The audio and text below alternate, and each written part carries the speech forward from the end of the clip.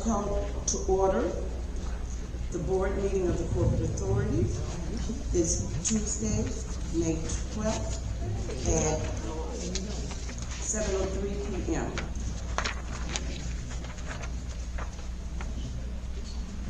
May I ask everyone to stand and join me in reciting the Pledge of Allegiance, please.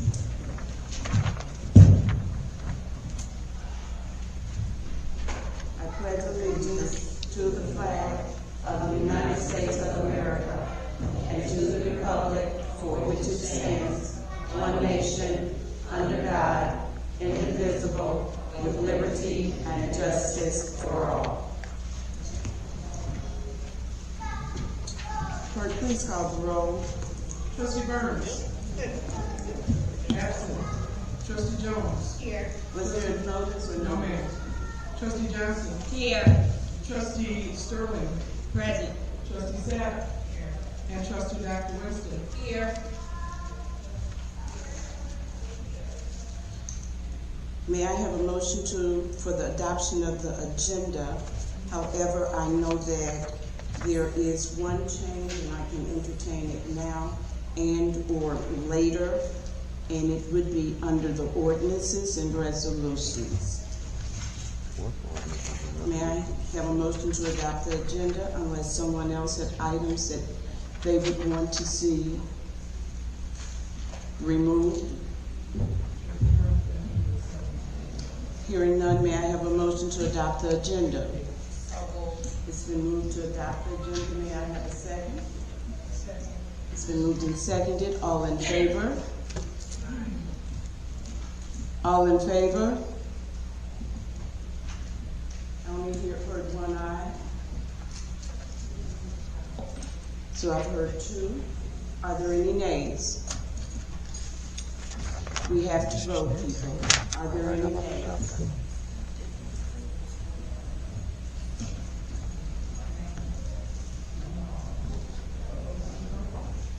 I've asked if we can adopt the agenda. Moved and seconded. I ask for those who are in favor.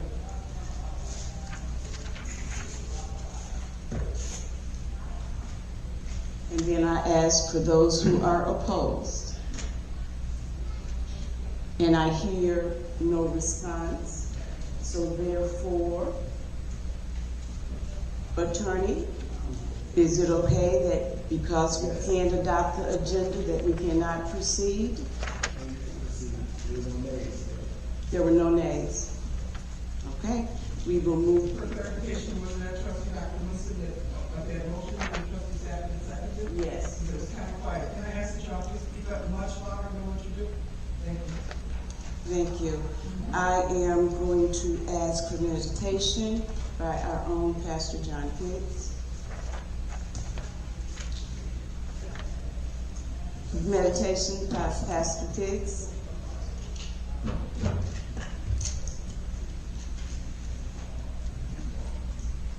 Testing 1, 2. Testing 1, 2, 3.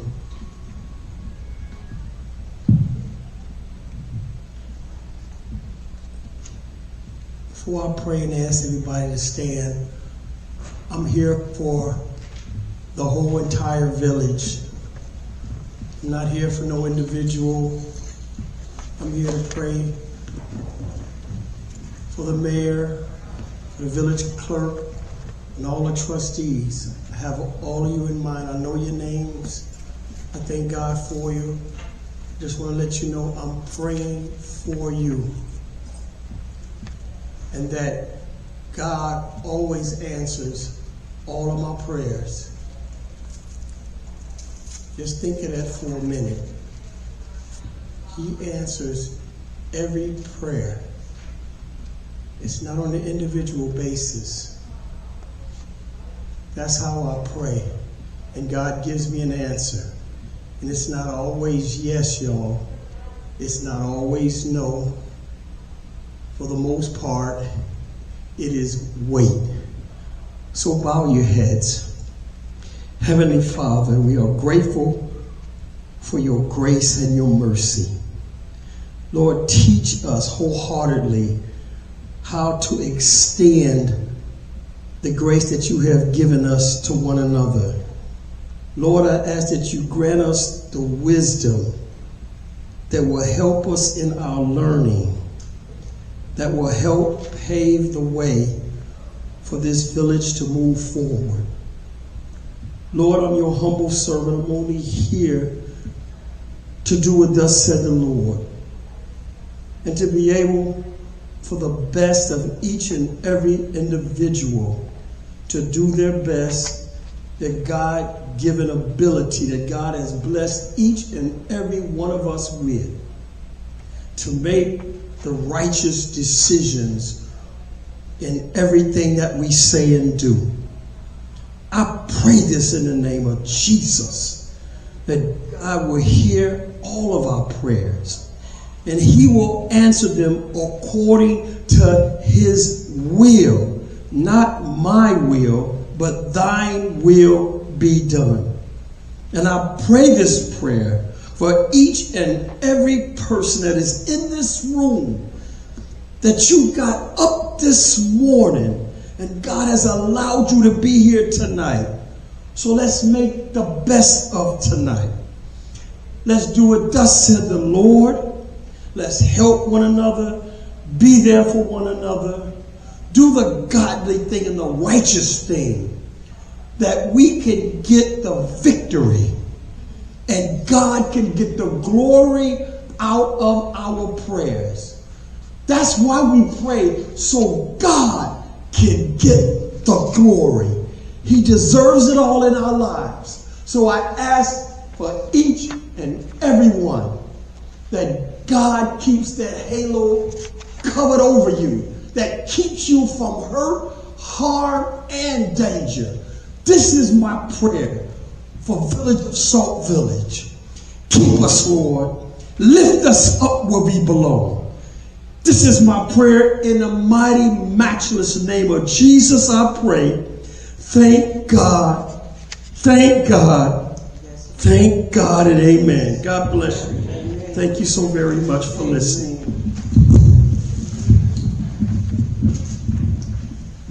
Oh, Jesus. Thank you, sir.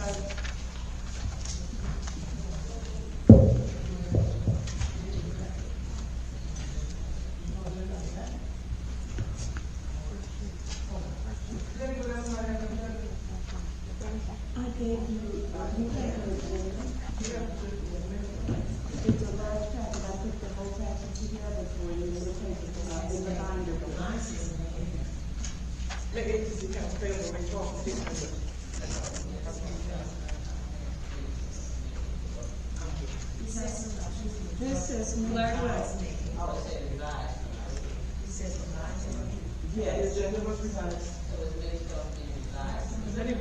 Yes, it was revised on the 8th at 5:03 p.m. Okay. Does anybody else not have a May 12th revised agenda? Good?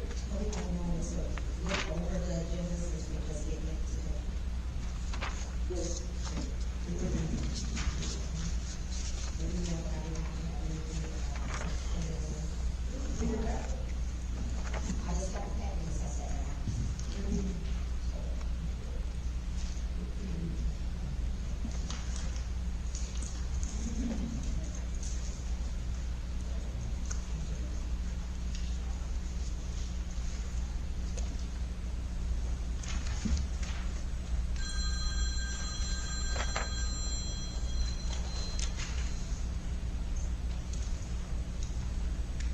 While they're reviewing the agenda, can all of us take an opportunity to silence our devices?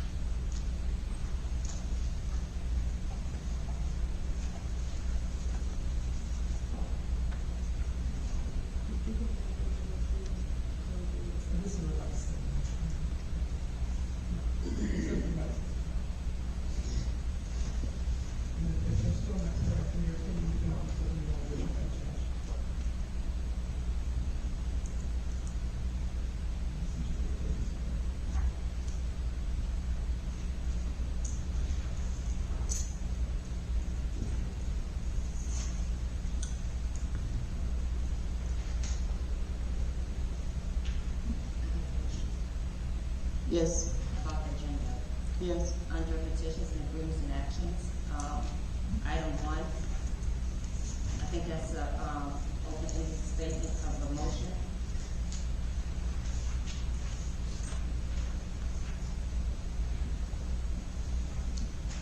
We can discuss that when we get to that part. Thank you. May we proceed on?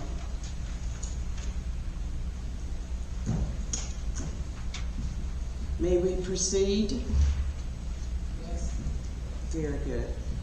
We will not have executive closed session this evening. We'll move on to number 3, approval of the minutes. Clerk Williams. Thank you, Madam Mayor. I'm asking for the approval of the Journal of Proceedings for the April 14th, 2026 board meeting, the Journal of Proceedings for the April 21st, 2026 Committee of the Whole meeting, and the motion to approve the Journal of Proceedings for April 28th, which was Student Government Day board meeting of the corporate authorities. And I cannot do a consent agenda because somebody was absent at each of those meetings. I don't have any minutes for May 5th because I was not present at that meeting. And I don't know if anybody else presented any minutes for May 5th. Thank you. Thank you. May I have a motion to approve the Journal of Proceedings for April 14th, 2026, which is a board meeting of the corporate authorities? So moved. Thank you. May I have a second? Second. It's been moved and seconded. Are there any questions? Hearing none, clerk, please call the roll. Trustee Burns. I'm sorry, I do have a discussion. On April the 14th, this is the journals of proceedings that we are moving. Testing, thank you. We have minutes for that. I want to discuss the minutes that we have. I looked over the minutes, and we had a situation with our accounts payable that the trustees did make a vote and a motion, and the vote passed to add the Delgado group to the accounts payable. The mayor was very instrumental in making sure that we did that process correctly.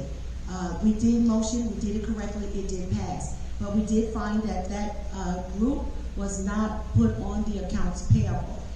We also sent a email to the mayor asking that when the board makes a decision and vote on something to pass, that is not a suggestion, it is a directive. And we also asked the mayor that if there's an emergency or there's a problem that they feel for some reason they cannot honor the board's decision, that we are to get an email, she's to tell us why, and none of that has still happened. Now, I was reading the journals of proceeding for the 14th of April. The mayor, in her own words, specifically said that she would make sure that that law firm was paid. Is that in the Yes, it's in the minutes, yes. Okay, so this is a motion to approve the Journal of Proceedings. I understand. Not This is necessarily discussion. what took place. This is discussion. It would be, So again, we are in discussion and I'm discussing it. So we are moving this motion, but I wanted to be very clear that the mayor in these minutes did state that she would make sure that the Delgado law firm was paid. I do need an explanation. Me as a board member, I don't know the other board members' feelings, but I do need an explanation from the mayor and the administration as to why you disregarded the directives of the board that voted to pay this attorney and this vendor. I'm saying that because you have taken it upon yourself to pay certain vendors, has been taken upon yourself to pay certain vendors without the consent and the approval of the board because you said that it was an emergency. So we want to be very clear that if the board gives permission and vote yes to pay our vendors, then the mayor and her administration is to follow that. There is not a time when you can choose, pick, choose, and refuse when you want to pay someone on the agenda without the consent and the approval of the board. But when the board votes to pay for vendors, you disregard it. The board is still requesting information from the mayor why you refuse to not follow the directive of the board. The board needs that information, and we are requesting that you give it to us as soon as possibly humanly possible, because we voted and it was disregarded. And the mayor herself knows that is out of order and it's against state statutes and against the laws of the village and the state of Illinois. Thank you, Mayor. There is a motion and a second to approve the Journal of Proceedings for April 14th, 2026. So, board Mayor, meeting. Mayor, Clerk, please Mayor, call the roll. Mayor, I have a question. I want to ask you, according to the minutes that we are reading, and according to your words, This will is you, not the time really to I'm have asking that a question, discussion. will you, I know you've asked a question we are about in discussion, three will times, you Trustee. honor We are the on directives a of the board motion. Village to clerk, please call give the roll. us information why you did not and Clerk, call the refuse, roll. that you refuse to honor the directives of the trustee and not pay the vendor? Will you honor the words that's in these minutes and give us an explanation why you did not honor the directive of this board? We're on roll call in your. Will minutes you call. give us an explanation Okay. why you did not I honor the think you directive have of to this vote board? because you did not vote. Please continue your roll call, please. Trustee Jones. The board voted and you ignored the directive of this board. Will you submit to us why you refuse to honor the directive of this board? Continue to call the roll. Trustee Sapp. Trustee Sterling. Trustee Dr. Winston. Abstain, absent. Thank you. That motion failed. May I have a motion to approve the Journal of Proceedings for April 21st, 2026, Committee of the Whole meeting? So moved. I have a motion on the floor. May I have a second? Second. It's been moved and seconded. Any questions or debates concerning the motion to approve the Journal of Proceedings? Yes, I do. Trustee Burns. Is it relative to the motion to approve the Journal of Proceedings? It is relevant to the words that are spoken in this journal. The words are spoken by yourself, Mayor. So I am asking you again, according to the words spoken to you in the Journal of Proceedings, taking the minutes by the clerk of this village, will you submit to the board why you did not follow the directive of the board? Call the roll. It's been moved and seconded. Clerk, please call the roll. Trustee That's a Burns. shame. Trustee Jones. I would like to have that answer. Use your mic. Please call the roll, clerk.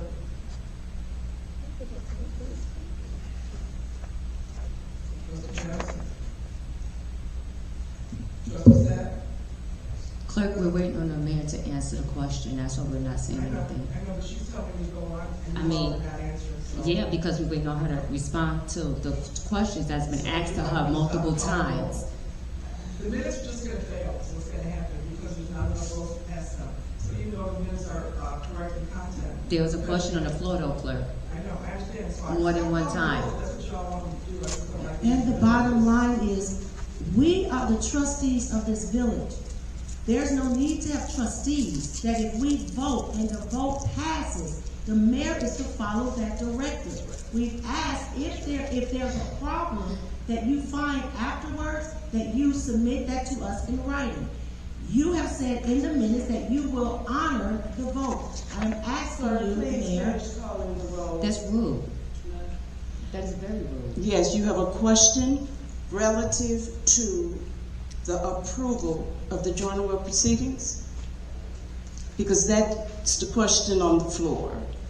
The approval of the agenda, not anything that took place after or whatever. This is a motion to approve what the clerk has presented to you in terms of the Journal of Proceedings. And the clerk has presented the words of this minutes, and the word says that you will honor the payment and the approval of this board. I have a question for Attorney Solomon. Attorney Solomon, it's obviously obvious that the trustees have a problem with the content of the minutes, not the minutes themselves. The mayor is asking me to complete the roll call. They think that it's being rude if I continue to call the roll call because they have questions that are not being answered. Must I call roll call or what is my position? I want to do the right thing. Can you advise? Yeah, of course. So obviously you all are in the middle of the debate, but once the debate ends, you do continue calling the roll. The mayor governing the meeting, has kind of that authority to determine the debate is ending. So once the debate ends, which it seems like we're in the process of the debate on this set of minutes, then once it ends, the mayor determines when the debate is ended, then I call the roll. Continue with the roll call. Yes, ma'am. Yes, sir. I'm in the middle of this whole thing. The roll call. Pardon? The debate ends, so roll call starts. Okay, Trustee Johnson. Trustee Sapp. Trustee Sterling. Trustee Dr. Winston. Yes. That motion fails. May I have a motion to approve the Journal of Proceedings for April 28th, 2026? That was Student Government Day, and it was a board meeting of the corporate authorities. May I have the motion? So I have a motion. May I have a second? It's been moved and seconded. Any questions or debate? Trustee Burns does have a debate and a question. According to your words in these minutes, will you honor the board decision that has passed to pay the Delgado group and to give us an explanation why you did not follow the directive of this board? I wasn't in this, No, Madam 28, she's asking you regarding the other minutes. no. Because she hasn't The read motion, those are gone. The motion on the floor is to approve the Journal of Proceedings for April 28th, 2026. So again- Any questions will be relative, relating to the motion that I just asked for. So let the If record there's a show. move, it's been moved and seconded, clerk, please call the roll. Let the record show that the mayor will not respond to Trustee Burns. The fact that she did not follow a directive of this board. That did The not board occur on April 28th, voted to Trustee pass Please the let accounts the board payable, trustees- and the mayor Please call refuses the to roll. acknowledge her words in the minutes of Clerk, April please 14th, call the that roll. she said she would pay the Delgado group. Trustee Jones. And she needs to give the board a reason why she did not follow the board's directive. Let the record reflect this debate. Trustee Dr. thank you. Yes. That motion also fails. There is no Journal of Proceedings for May 5th at this time. May we have public comments, please?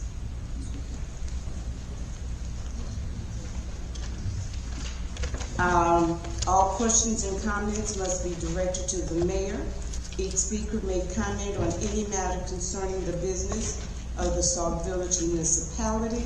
Each speaker is allowed one opportunity to speak for up to 3 minutes and may not engage in debate, counter replies, or rebuttals. The mayor, Marva Campbell-Pruitt, will respond to questions if possible once all comments after each person's comment. I'm going to ask if you have a public comment that you stand at the podium at this time. If you have a public comment, I'm going to ask that you stand at the podium at this time. For the third time, if you have a public comment, I'm going to ask that you stand at the podium at this time.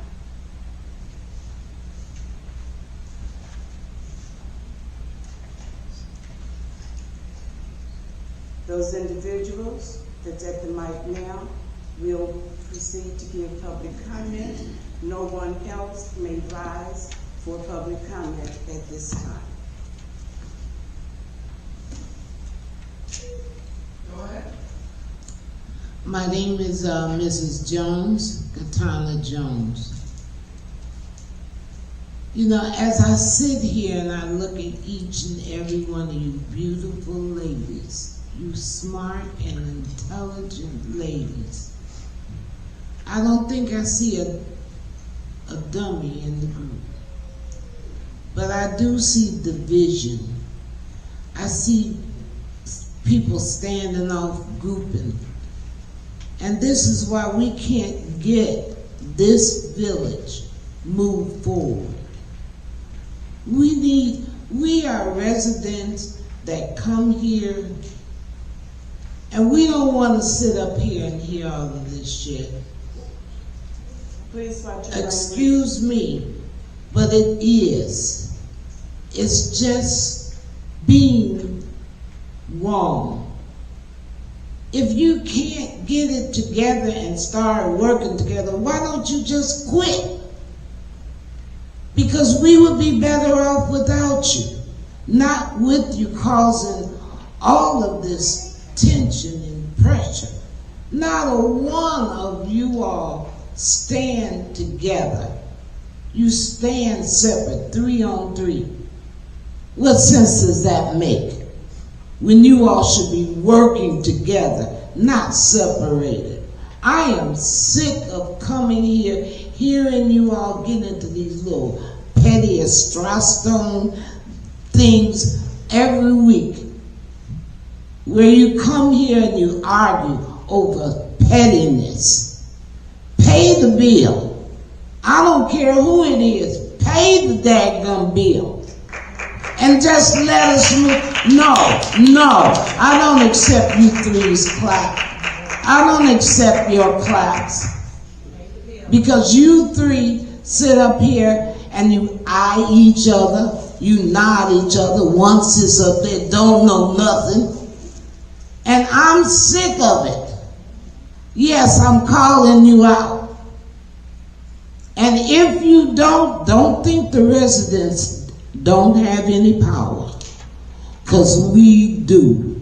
We are grouping to get you out because we know who we want out. And you know who we want out. So you better start working it together, because 2 of you all are leaving. This is what I'm saying. Bye. Ms. Jones, I just want to take this opportunity to in person thank you for the lovely flowers that you brought to each of us this evening for Mother's Day. That was very generous and kind of you. Thank you very much.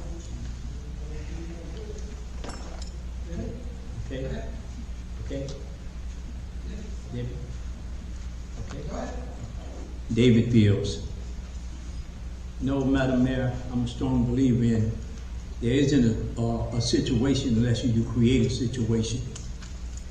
One of the things that I sit up here and I notice, Madam Mayor, you undermine these trustees.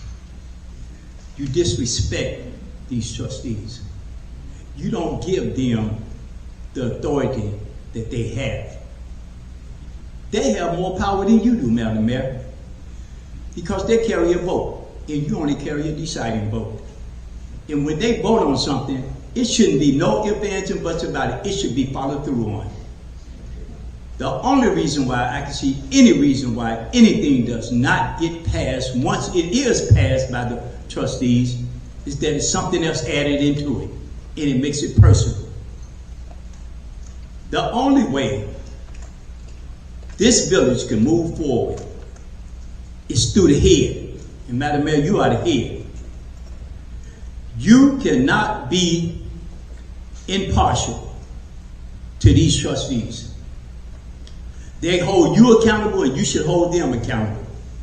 I listen to the pastor get up there and he preaches and he makes statements. But when he makes those statements, Madam Mayor, I don't think you hear it. I really don't think you hear it. Because It's a problem, and I've told you this before, when you become a dictator and try and tell people what they're going to do and how they're going to do it. No, you are dealing with grown ladies up there. You undermine their position. You can't do it all, Madam Mayor. You can't. You're not that type of superwoman. You got to allow the people that were elected into those positions that they hold, do what those positions allow them to do. And when you start overstepping those boundaries, it becomes a problem. And as you can see, Madam Mayor, you got a problem. And you created it. You created this problem. And the only way it's going to be remedied is that you give these ladies the respect that they deserve and allow them to do the job that they were elected to. They were elected just like you were. They're not your staff. These are elected officials. And they hold the key to moving this village forward. And I just say, Madam Mayor, you're going to constantly find yourself in the situation that you're in right now if you don't stop doing what it is that you're doing and allow them to be the elected officials that they were elected to be. Thank you.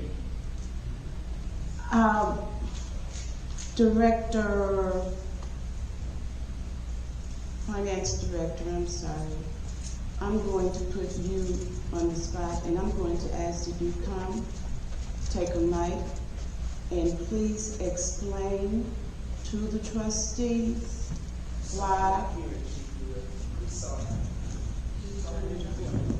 Finance Director. Finance Director. Do you want me to wait till after? No, I'd like to respond as people talk if we have something to say. Can you please explain to the trustees why you advised that we not pay Delgado and what the attempts have been? Well, with all vendors, we request information from I'm those. sorry, excuse me. I have a question for the attorney. I'm sorry, he's in the middle of talking. He's in the middle of talking. Attorney, you can wait. We had this discussion about accounts payable, the Delgado group, all through the voting of the minutes. And at that time is when we should have discussed and debated, and Mr. Fred should have come up at that time. I asked the mayor 4 times to address that situation. Now we're at public comments. I'm saying that we have passed that moment, and we have passed that situation dealing with the Delgado group or any payment of accounts payable. And I would ask that we allow the residents to continue speaking because the discussion for accounts payable or the minutes in Delgado group has passed. Continue on, Ms. The mayor is asking our finance director to speak on an agenda item that is long past. We're in the public comment section at this point, but she's now asking him to speak on the question that I asked her while we were discussing it. That passed, so we don't want to hear it now. It is time for the public comments and the residents to speak. Are you asking me if it's improper if he speaks from public comment? No, I'm not asking her. He did not volunteer to get up and speak under public comments. Public comments is a voluntary. She closed public comments. She closed it, which means he is not allowed to speak at this moment because the mayor herself has closed down public comments. Now, if she closes public comments again, the mayor cannot undo what she expects for everyone else to abide by and do something different. At this moment, public comments is only allowed for those who are in the line. No one else can come to public comments because the mayor closed it down. Sir, let me just say this. I want to read the last line that's on the agenda for public comments, and that is, the Mayor Marva Campbell-Pruitt will respond to questions, comments, once all of them have concluded, if at all possible. Typically, if the mayor wishes to respond to a question or a comment, I may do so, and either of those that are in the leadership position will make that response. That's all we're doing. Every question that's asked, I do not always answer every question. The department heads who are here, when they're here, if they can respond, they're always asked to do so. And that's what's happening now. So, the gentleman finished his question comment. I asked for clarity from a department head, and that's what we're going to hear right now. The gentleman did not ask any questions regarding Delgado, regarding accounts payable. The gentleman did not ask any questions. Bottom line is, questions or the mayor has closed. The mayor has closed down public comments. And if no other person can get up after in this line, no other person should be able to get up in this line. Once the mayor closes it, it's closed. So that is not illegal then. I'm just answering the question legally. It is nothing impermissible about allowing a response to a public comment. There's also nothing impermissible if the mayor wanted to reopen public comments. But did she need to state that I'm reopening public comments? If the mayor closes public comments, but no one else in this audience is allowed to get up and get into that line once the mayor closes public comments. The closing of public comment isn't like a legal thing. It's just a procedural thing. There's no rules. If she's going to bring someone else to speak, if she's going to bring someone else to speak, then let her open up public comments again, so someone else may want to get up as well. Now that is fair and that is balanced. That is fair and that is balanced. And we're not going to show favoritism in this rotunda. If she closes it and anyone else tried to get up, she would stop them. So we're going to be fair and we're going to be balanced. We have a fair and balanced. We have a point because when it was an opportunity for her to order on the floor, she would not. All comments are to stop. So are we opening up the line again? Can we please proceed? I'm asking, are you reopening up the comments? Financial director to provide the reasoning as to why the attorney group has been removed from the accounts payable, so that we can return to open comments, public comments from our residents. We have plenty of time. We have plenty of time for him to answer that question.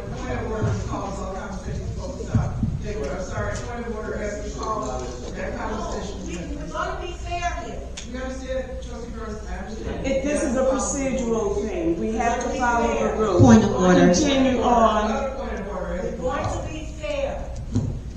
Point of order. Can we please have the interim financial director to proceed with answering the question as to why the attorney group was removed from the accounts payable so we can return public comments to our public?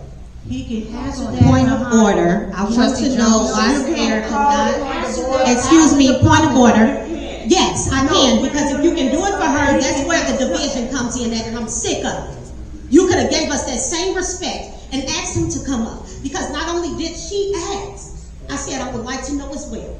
Where is the respect? Where's the respect? Period. Instead of us feeling emotion, instead of us feeling those, we could have got that clarification then. Instead of us not passing anything, we could have got that clarity then. It starts from our head, and you're right.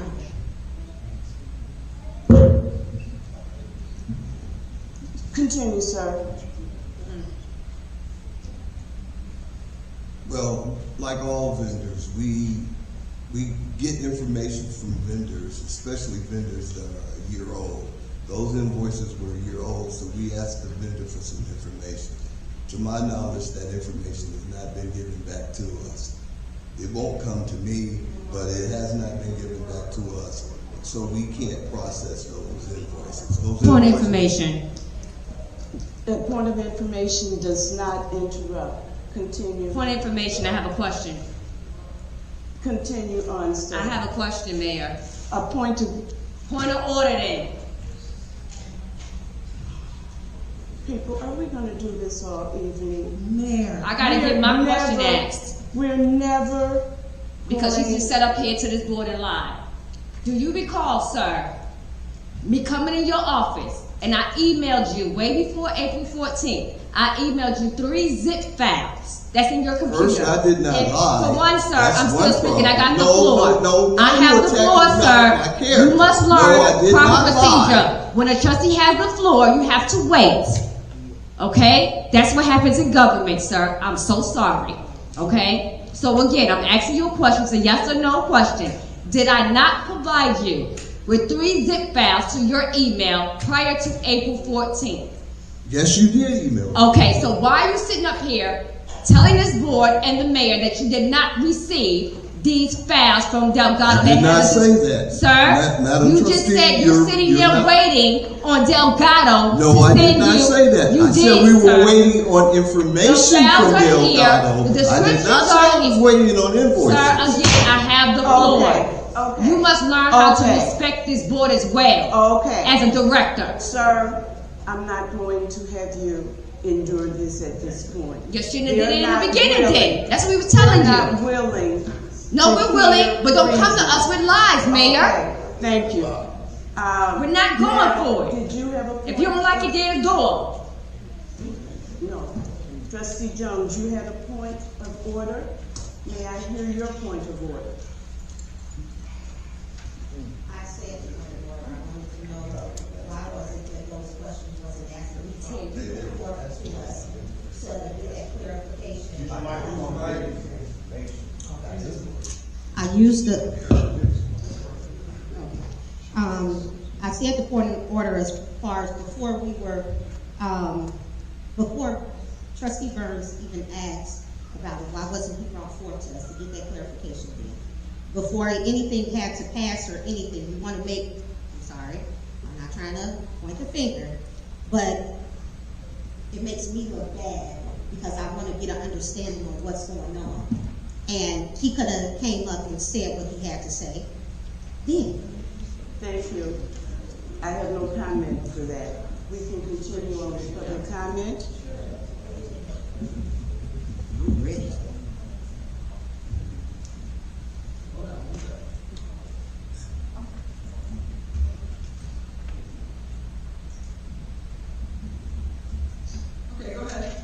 I'm Francine Anderson, and just like Ms. Jones, I have, this disrespect piece has got to change. Today, my comments are being rendered, I don't expect any answers. These are just comments. Last week, that total disrespect thing, and it's continuing today. I don't even know why. But when 4 trustees told you that they needed more time for your second meeting, you said you had a 2-minute break. I sat here and heard them say that they needed more than 2 minutes. But you in return didn't give them the opportunity to go to the bathroom, to do whatever they needed to do because 2 minutes was too short. Then when they came back, you had already said that there was no quorum because there were only 2 people sitting. But 4 people had already asked you for more time. And during that time, you also said, well, the meeting can't be held because we didn't have a quorum, so I'm just going to call it a state of emergency. I don't know if you call this state of emergency or not, because I don't follow that well, and I didn't see anything on the website. Sauk Village votes for a mayor and for trustees. All of you all were elected, except for Trustee Dr. Winston. She was appointed. So all of you guys were given votes in order to represent this town and to do what is right for us as citizens, not as each individual person. And the other part of that is, Mayor, yes, you are the executor, but you can't just do anything because you're the executor. I was going to come today to talk about Mr. Finch approaching me at the reception, and we had to be asked to leave the room because of how our tone elevated. But I decided not to. What I decided to talk about is how I think there is a need for a new law firm. And let me tell you why. Because I have 3 points that I would like to make that I think you got bad legal advice. First, I would like to start off with the Police and Fire Commission. You were told that we could have 5. And the law is clear, we can only have 3. And today you are going to appoint someone for my position, because technically my position is over, and I just have to sit there until you put somebody in the seat. That we need a resident for that seat. I'm hoping that today you are going to appoint a resident. If not, then you're on bad legal advice again. Do anybody else read the statutes? They are clear.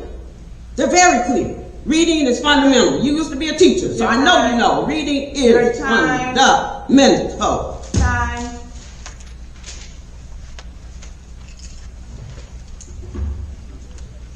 Let me know when you're ready.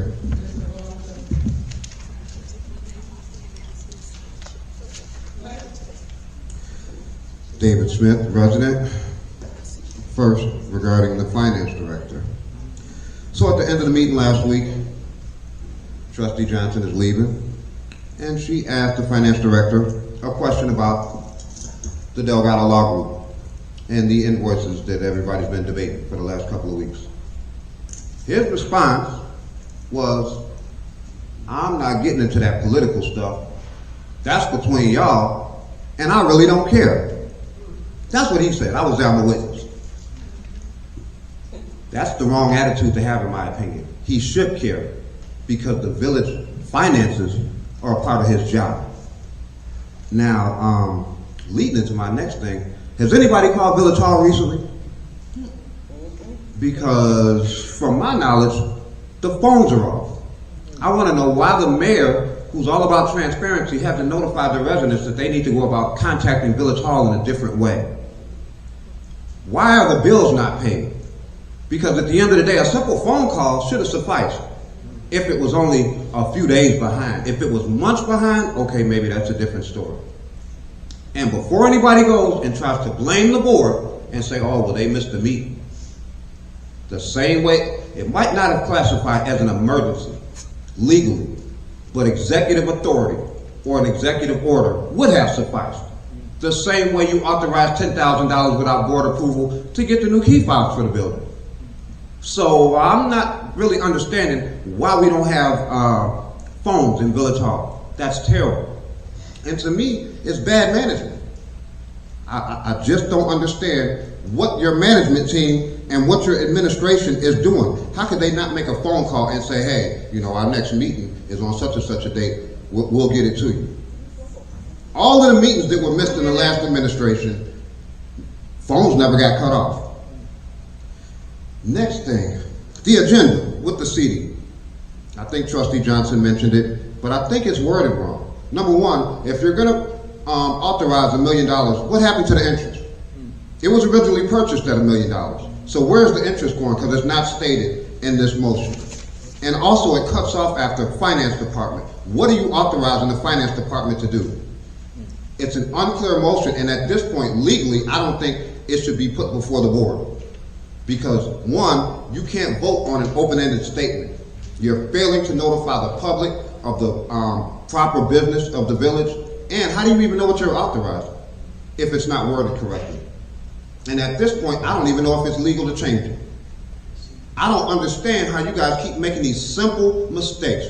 Mayor Pruitt, you just got an assistant. You just said this is the revised agenda. If it's revised, why is it still messed up? Your time. Thank you.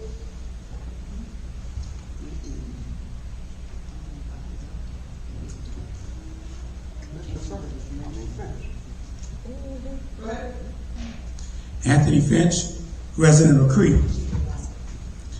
Let me address something regarding Anthony Finch. First, the last statement, yes, here I go.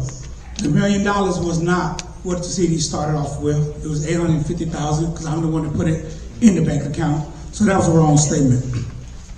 But for over a year, we hear this word accountability and transparency. So Mayor, a couple weeks ago, the trustees agreed to do a scope of work concerning forensic audit. So my question to you, because a few weeks ago as well, certain trustees called a special meeting that they deem necessary for the best interests of the residents. So my question is, have the trustees asked you to put on the agenda to discuss voting for a forensic audit?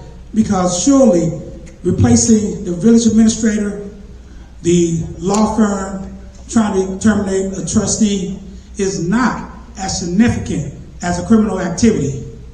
I'm sure the residents would like $78,000 to use for potholes and other things in this village.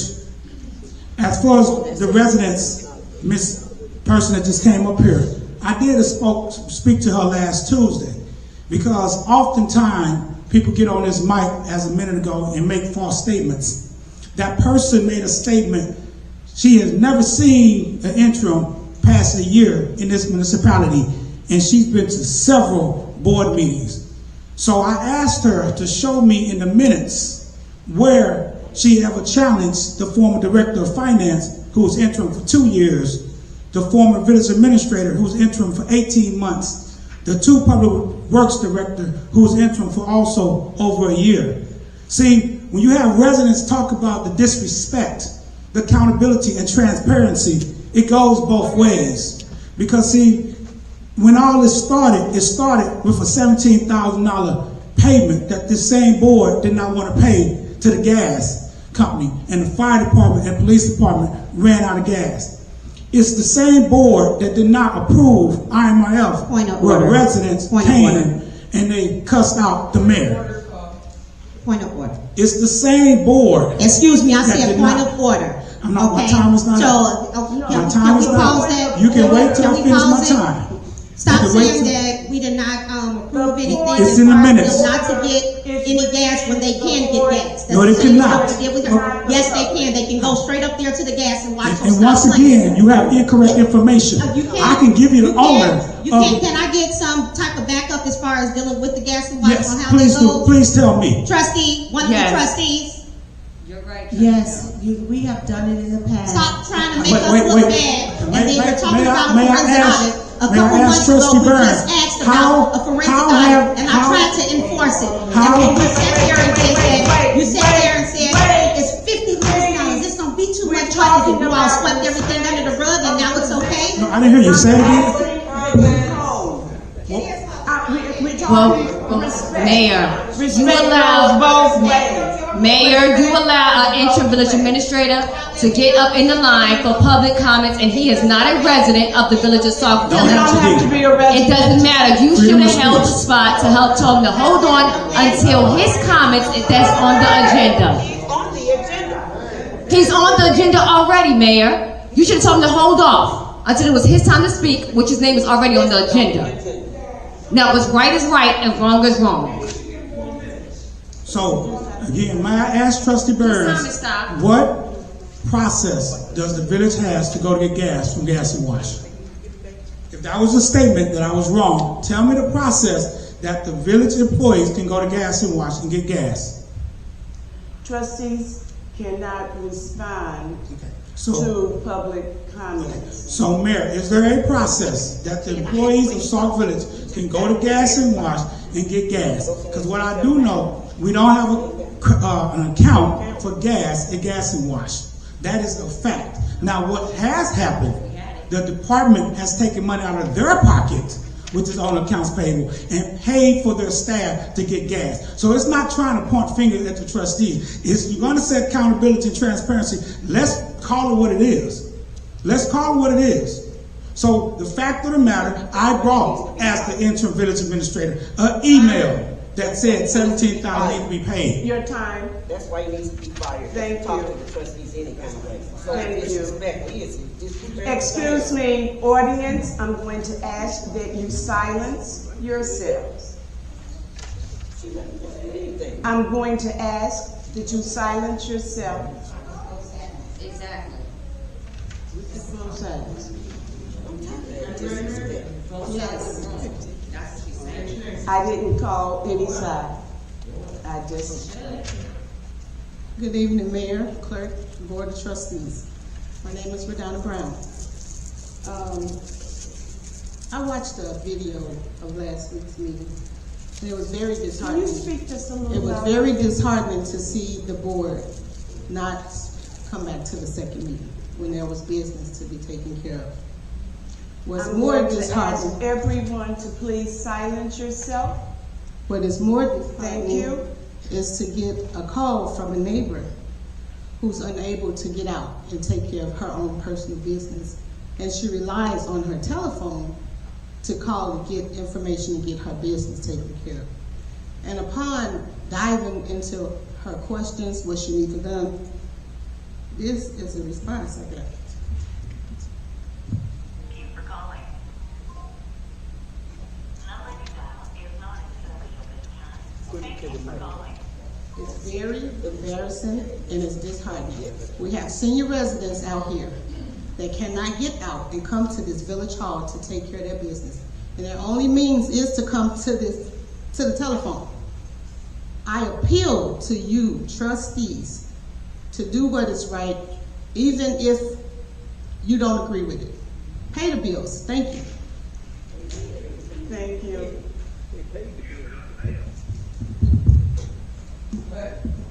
Kathy Betcher, I had no intention on talking tonight. I have nothing written down, which is very unusual. I'm looking at this accounts payable, and I see that all of the heritage is struck. I see the oxygen cylinders for the ambulances are struck. Can you please explain to me, explain to me how you expect to keep our residents safe when we have no oxygen on the ambulance? Me as a person that needs oxygen every now and then would sure appreciate having oxygen on the ambulance. But that being said, pay the bills. You want to pay the bills? Pay the bills that will keep our residents safe. Thank you. Now, that being said, I have a comment. A year ago, we made history by having an all-female board. We were proud. We were celebrating. We were doing cartwheels because we were so happy to have this board. It's an embarrassment to have... Excuse me. I'm sorry? No, not you. Continue. It's an embarrassment to have the fighting and the... Instead, you know what? Instead of being loyal to an old mayor or the new mayor, how about being loyal to the residents who put you there? If you can't be loyal to us and get the job done, step down. And lastly, find out what your job is. Because on one of the agendas, and I didn't come to that meeting, you wanted to take the interim Mr. Finch. You wanted to take him off. You wanted to fire somebody else. You wanted to fire somebody. That's not your job. He is not a contracted employee.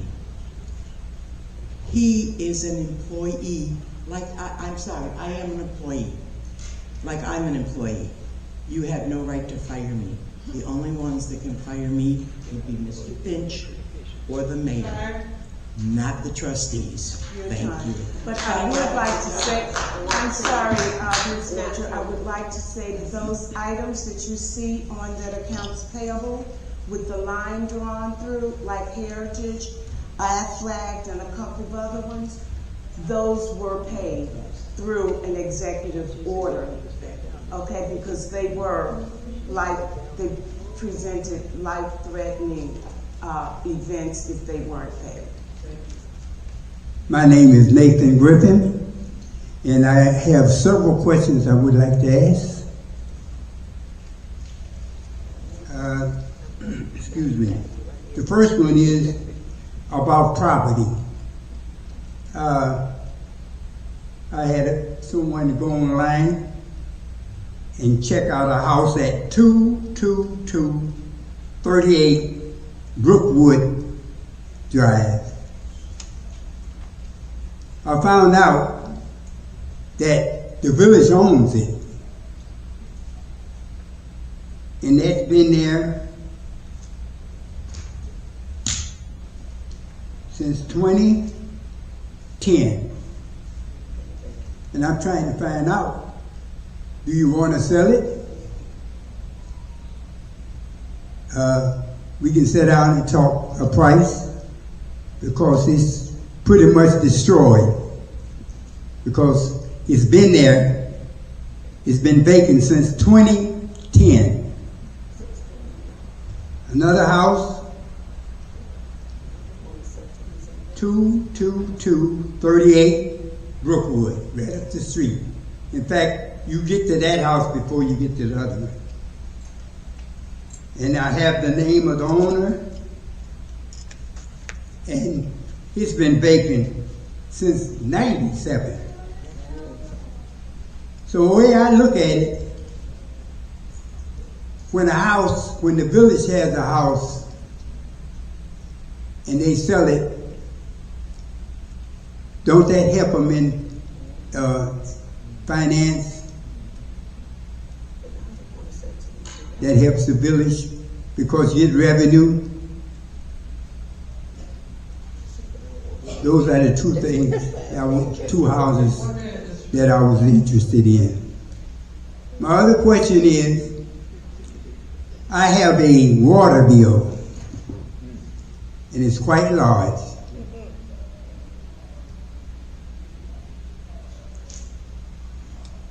I was told I was paying $63.70.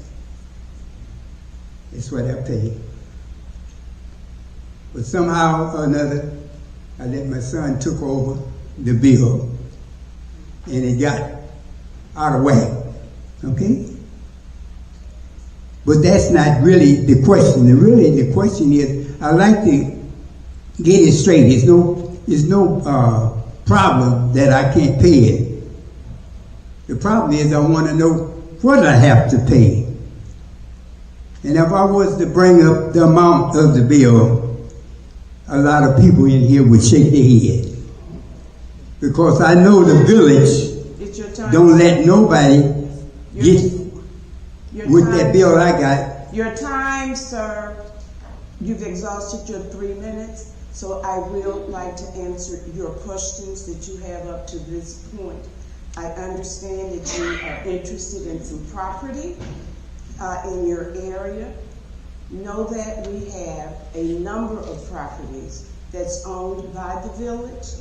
However, before we can post those positions to let people know that they are available, we have to get the deeds.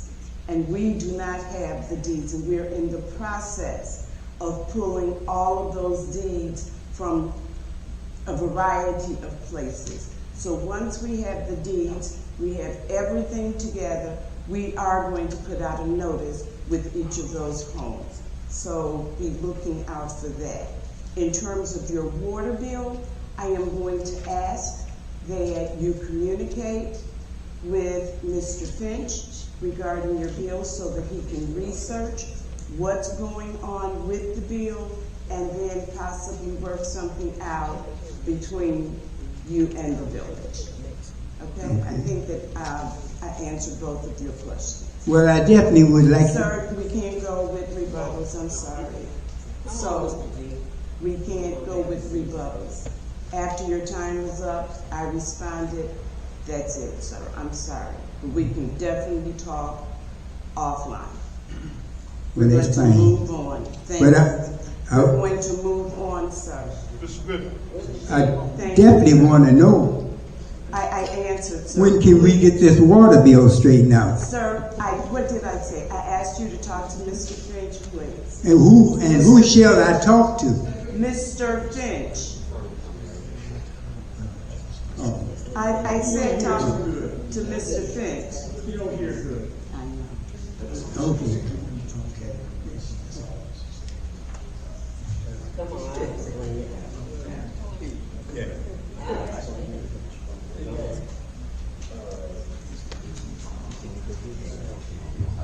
Thank you. Let's move on to reports of officers. And the first one, I would like to present a person for consideration to be Commissioner of the Fire and Police Commission. The person that I would like to introduce and for you to consider is Mr. Jeffrey. I'm not remembering your last name. Jeffrey Morton. Jeffrey is a resident, but you can't just talk and raise and expect me to stop when I'm talking. I saw you, but I'm still talking. You have to respect me and the position as well. Okay. Thank you. Mr. Morton was once a trustee for the Village of Sauk Village. He is currently a commissioner for MWRD, and more importantly, Mr. Morton is a resident of the Village of Sauk Village. May I have a motion to appoint Mr. Morton to the commission? I'm sorry? Can you speak louder so that we can hear and know? So Trustee Sapp moved. May I have a second? Second. It's been moved and seconded. I'll call it a table. Say that again? To table for further discussion.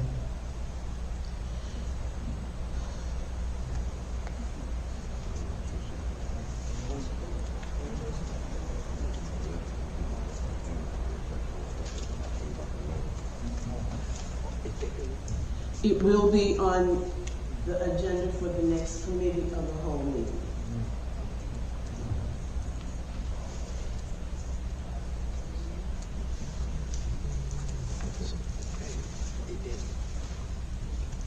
We have next on the agenda, I am so sorry, Mr. Morton, and to your family who came out to support you. We'll hear what their discussion is next week, and I'll be back in touch with you. No, we're supposed to vote on the table. I'm sorry? We're supposed to vote on the table. There was no vote for the table. May I, clerk, could you call the roll for the table? We don't have a second on the floor for the table, Mayor. Second. Trustee Johnson and Trustee Call the roll, please. Trustee Burns. Yes. Trustee Jones. Yes. Trustee Johnson. Yes. Trustee Sapp. Trustee Sterling. Yes. Trustee Dr. Winston. No. Okay. The motion passes to table that discussion. It will come back at the committee of the whole meeting. It's now time for bid openings. I'm going to ask that you take one tabulation sheet and pass it down. I'm going to ask clerk that you take a tabulation sheet and pass it down. This bid is for lawn maintenance service, in other words, for grass cutting, and the bid opening date was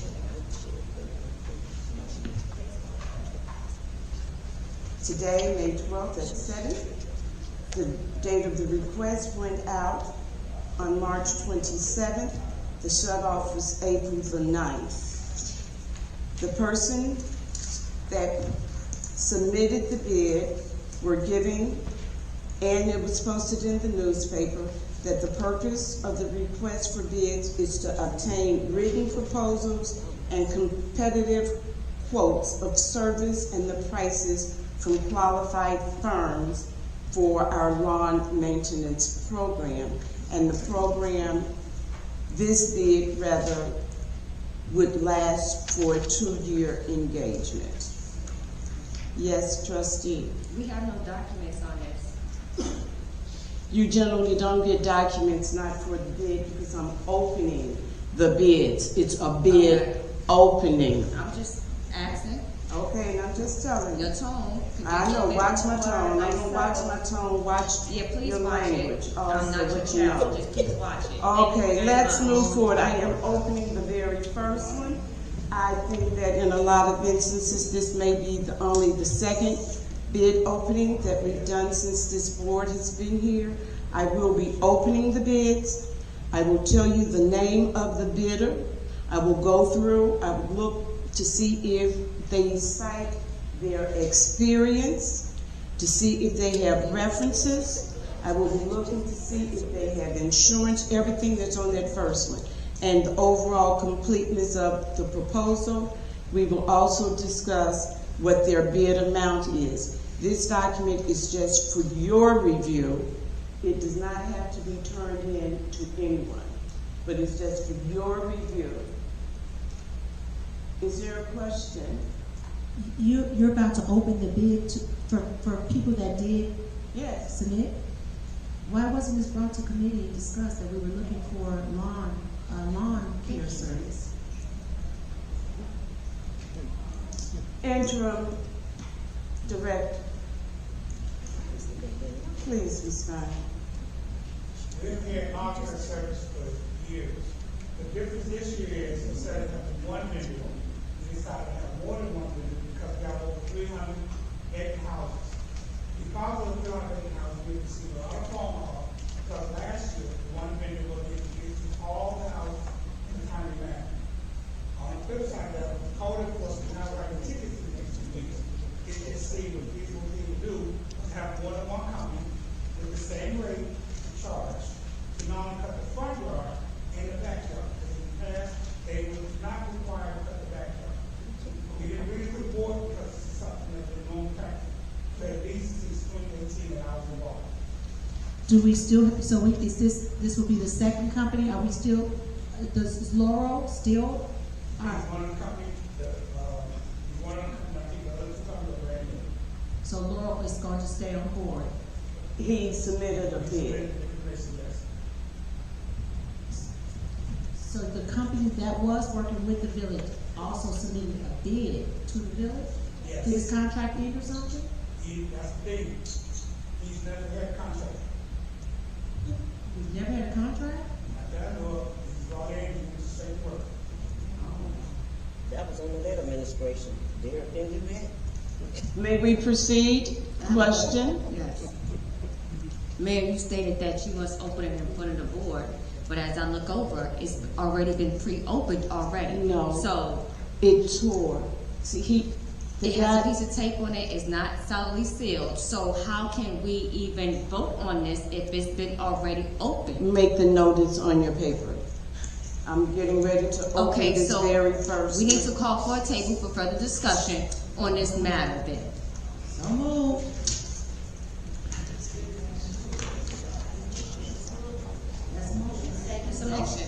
I did not call for a motion, and you do not have the liberty or the right. Table. I called a motion for a table for this. You know what, people? We've been here since 7 o'clock, and it's 8:17. We have not been successful in any item that's on the agenda.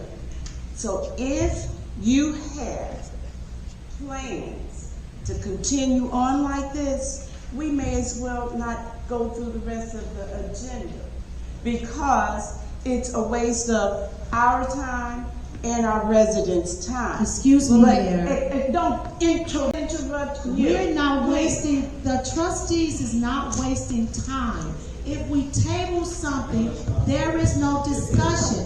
I need to take executive privilege. I'll be back. If there's information that the trustees need, and we ask for the information, there is no discussion. We're not acting out of order. If something that has not been done before, and we ask why, then we're to get an answer. The thing is that this, is not Trustee out Burns. of order. Trustee Burns. Yes. The thing is this last thing, she said it must be opened.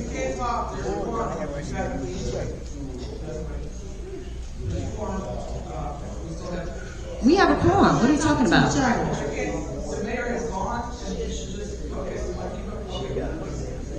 So as I was saying, the situation was this. No, it's not, because we have a quorum. The mayor took a point of privilege to go to the restroom. So anyway, as I was stating, the issue is this. She said she must open that envelope in front of the board. I'm looking over, the envelope was already been opened with a piece of tape on it. This is the deceiving stuff I'm talking about. You can't do that. If you're gonna open up an envelope, have it sealed so we can see it. And then actually open it up in front of us. Don't have it to where you have a piece of tape on it. That ain't right. It should have came to the clerk. Thank you. See, the bottom line is this. There are procedures and protocols on how things should be done. Can you turn her mic up, please, clerk? Can you please turn Trustee Burns' mic up? She gets mad because I see stuff like, come on, you're not supposed to, if it's a closed envelope, it's supposed to be a closed envelope. Testing.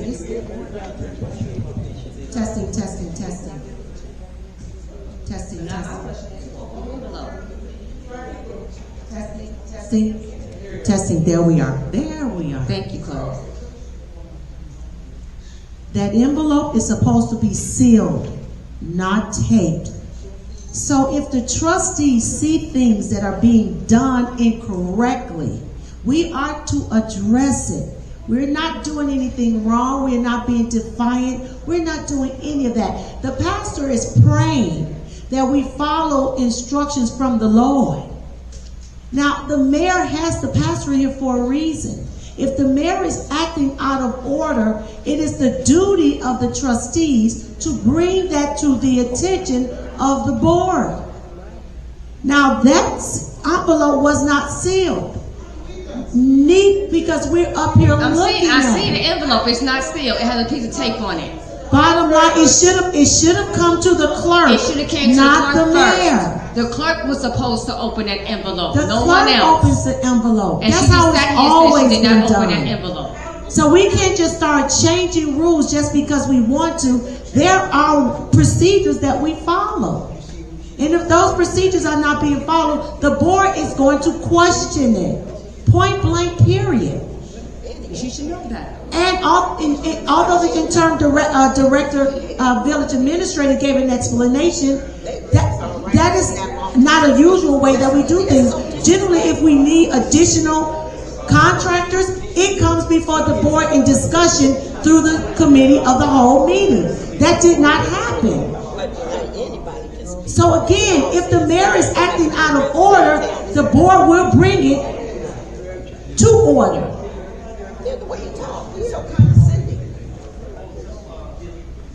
Just because she's the mayor doesn't mean she's allowed to break rules and do her own thing. We are a board, and we have the authority to ask questions if the mayor is doing something improper. And we're not going to be disrespected just because she's the mayor.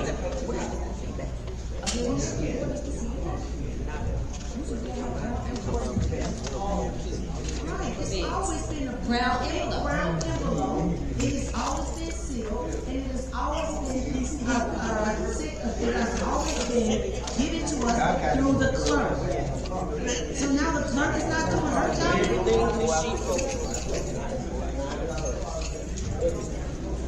Just wrong.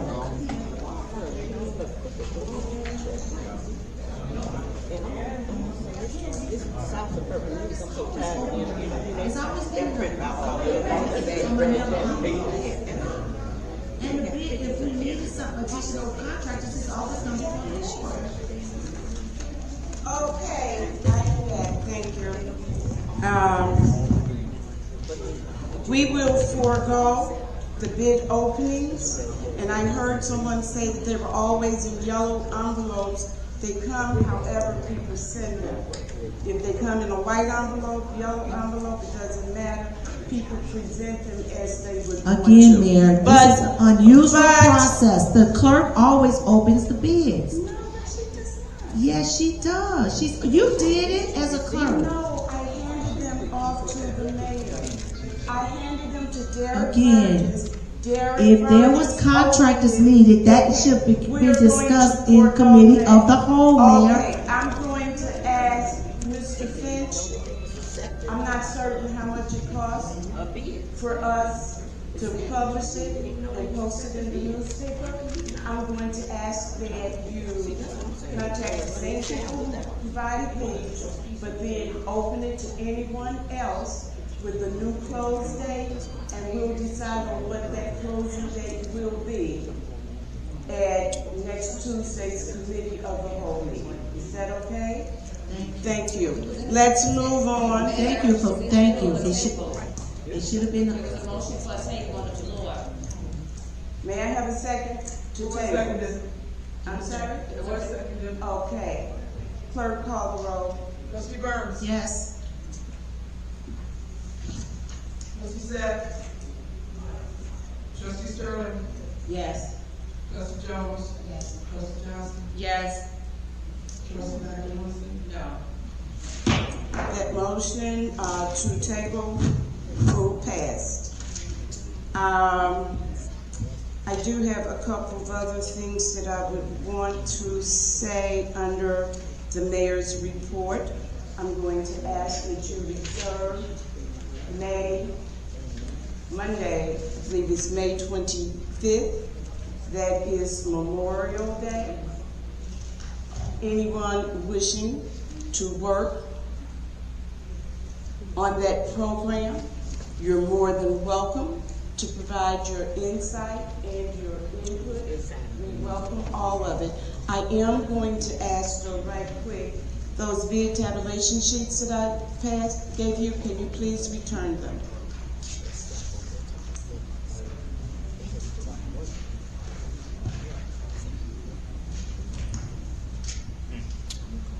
Thank you. Also, the meeting packet that you have tonight that was in the black binder clip, the executive administrator assistant and I put those together because we did not want you to come into a meeting tonight and not have the documents. It was 47 pages in total, and we thought that that would be too much of a burden for you to have to print. And I also understand that some of your devices may not be working properly. However, moving forward, and this is for the record, we will not do meeting packets anymore, meaning myself or the executive administrator. We will continue to draft the meeting agenda with the interim village administrator, and we will provide that to the clerk and documents as needed.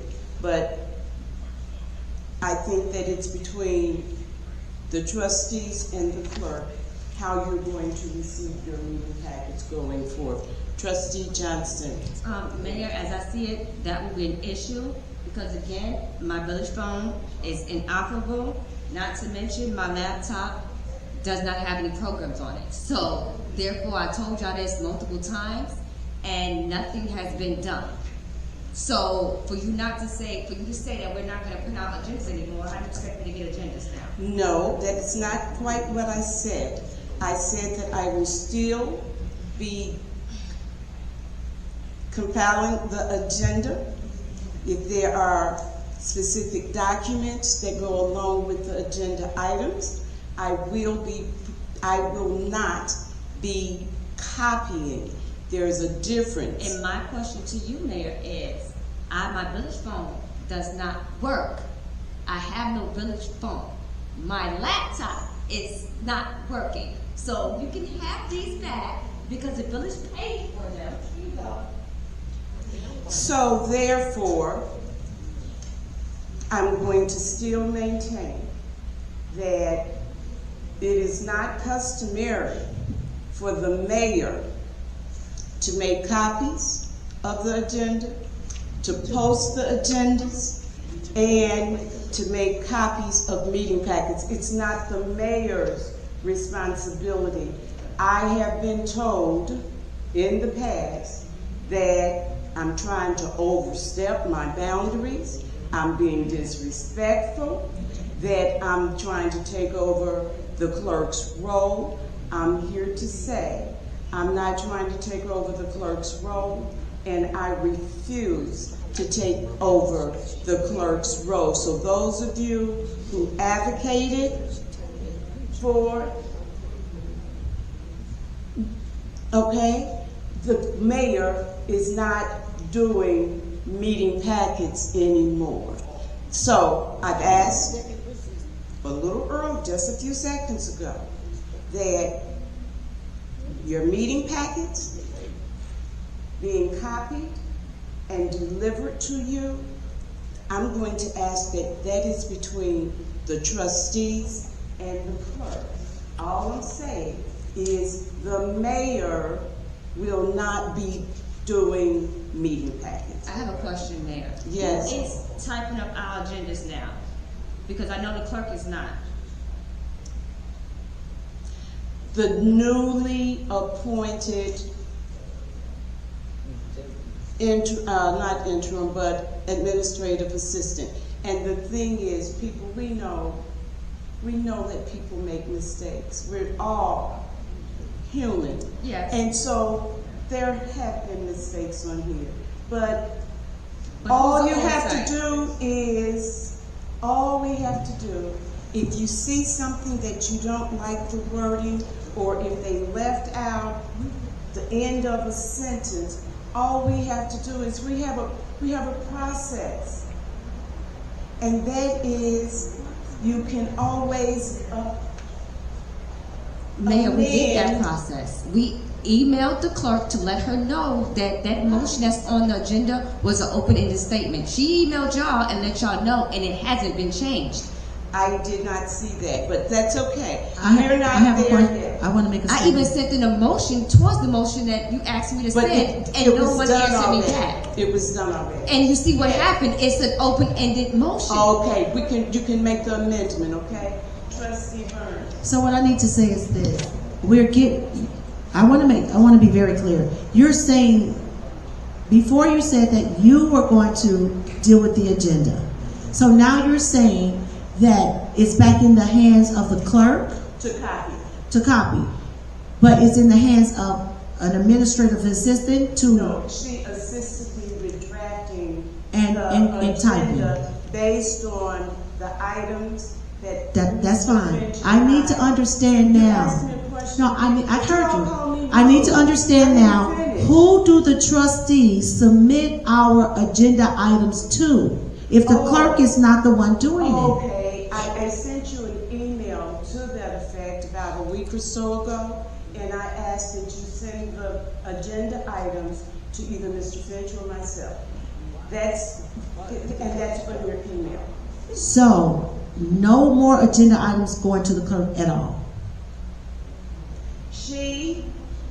The clerk, is the one who avowed that she was stepping out of the agenda, producing the agenda.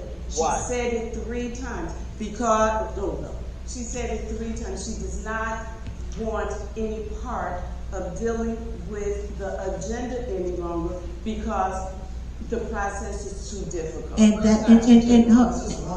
that is what I'm trying to understand. It seems to be that the agenda is still broken up. The clerk is still doing portions. You just said she's going to print, copy, post. So she's going to copy, post, and do your meeting packets. So she still does have a part of the agenda. Those are the clerk's responsibilities. So now, since I have that clear, I submitted something to be put on the agenda again for the second time, and it was denied. I submitted it to yourself. I submitted it to the clerk, and I don't know your administrative assistant. Haven't been properly introduced, but it was denied.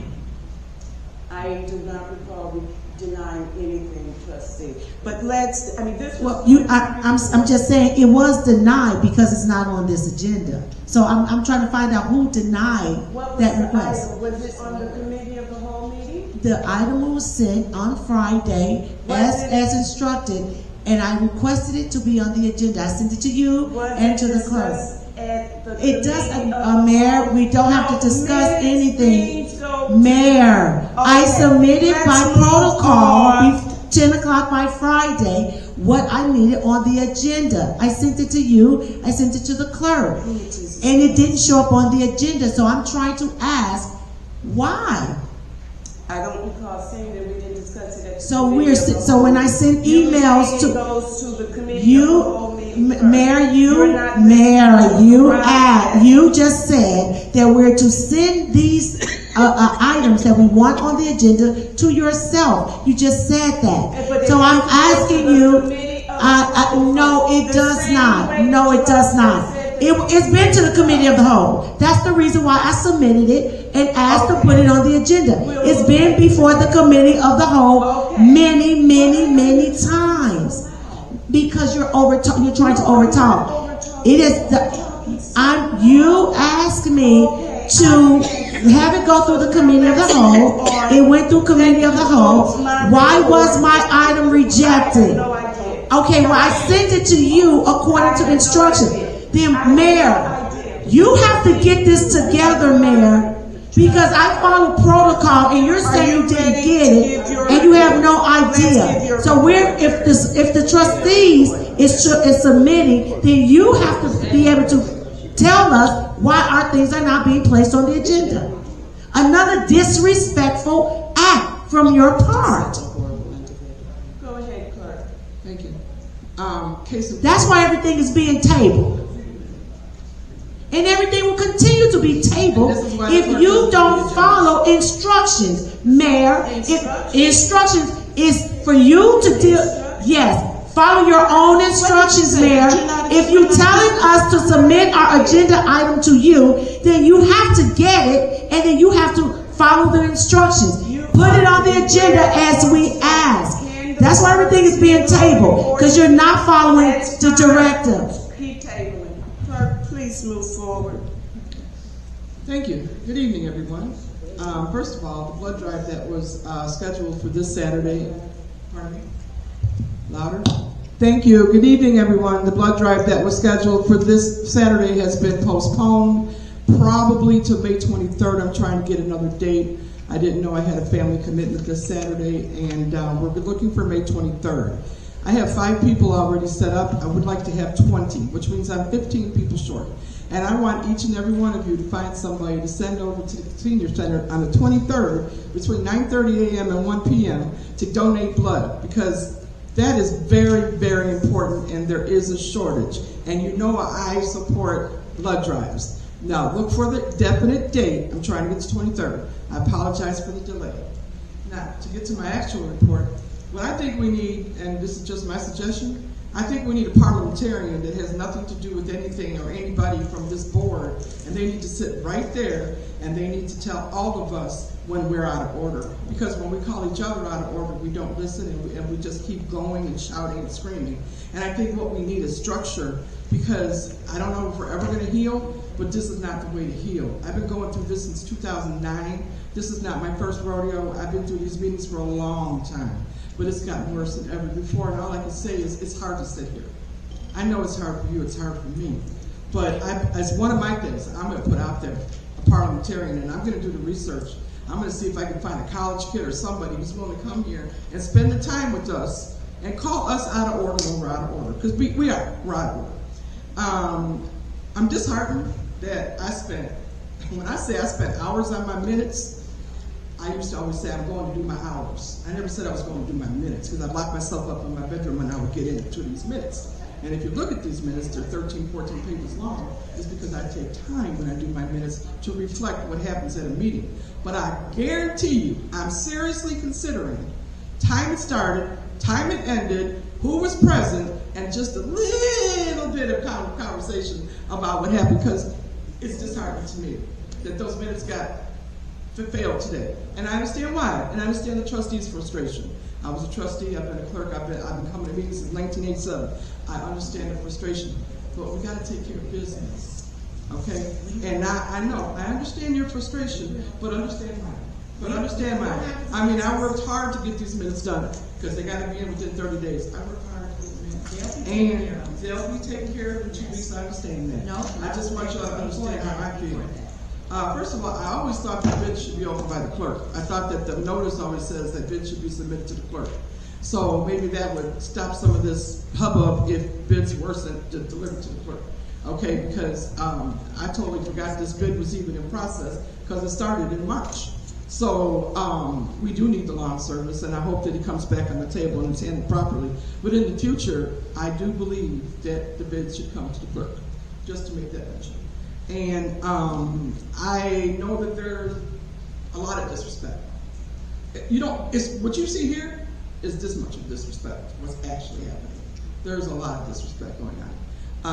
I wasn't copied on an email from the mayor's assistant last week. I wouldn't have even known about it if somebody didn't ask me about it. I mean, yeah, I said I'm gonna step away from doing the packets. I said I'm stepping away from doing the packets because of what just happened here. Items come to the village hall, the village clerk gets them. I acknowledged Aretha Burns, who you wanted on the agenda, and I told the trustee it's not on the agenda, and I get the same emails the mayor gets. So I don't want to be caught up in the middle of things when agenda items from the trustees are not recognized. Because when it happened a few weeks ago, I was asked to do something against the law. I was asked to disregard the trustees' wishes and just do the agenda the way the mayor told me to do it.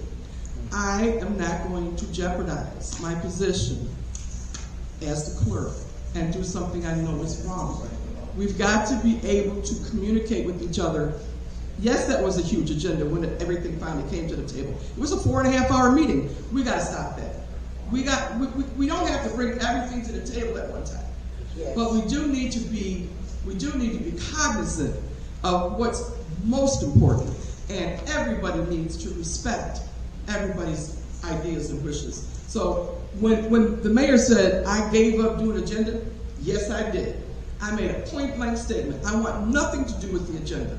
If I can't take it from A to Z, I want nothing to do with it. Because just like what happened tonight, I knew Aretha Burns was supposed to be on there. I picked up my packet at 2 o'clock on Friday. I did what I always do. I go home, I scan the packet, I send this to the trustees. And then I looked at the packet after the fact. And I sent it to Melanie, and Melanie said, my stuff's not on there. That's not my agenda. I didn't do that agenda, but I had to tell them that it's not on it. Then there was a couple other things. The fire chief had something. My point is, we're going to sit here tonight and we're going to say, oh, it's okay, it's just mistakes. But when I was making the mistakes, or they thought I was making the mistakes, they called me out of the public meeting. Yes, I make mistakes, and I'll be the first one to admit. But what I'm saying is, when I don't make a mistake, don't put it on me. So if I can't have, and first of all, the clerk should have copies of everything that goes on in the administrative offices, whether I do the agenda or not. And the former clerk knows this. Because if anybody ever looks for something, when anybody needs something, who do you all call? The clerk. And for me to say, I'm sorry, I didn't get that, it's just like when I tried to call the village hall and the phone number was disconnected. I was the first one that said, oh my God, I'm actually on that board. And the phone was disconnected. And the residents are calling me, wondering why they can't get through the village hall. Come on, guys, we got to do something better than this. And if we could just get together and do some things together and make things come together and pay some bills and respect each other, because right now, it is hard for me to get up and come to these meetings every single Tuesday, and one day I just might not. Because I don't see us getting anything done. I don't see the respect, like Ms. Jones said, we're 3 to 3. I used to be part of that. I'm so glad I'm not part of that anymore. But now to be the one that doesn't have to join the 3 or the 3, it's hard to sit through this. So all I'm saying is, yes, I did step away from the agenda. But my trustees were supposed to get laptops a year ago. The budget said, you're going to get laptops. Why? Because we're spending a fortune on paper and toner, copying packets that are this thick. So the reason why we're not doing paper packets, it's not because the trust clerk gave up the agenda or the process. It's because a year ago, they were supposed to get laptops so that they could have their agendas right in front of them in their computer as the meeting flows. There's no reason to do packets that are this thick. There's no reason. But you know what? They got their equipment a few weeks ago, and they're all telling me it doesn't work.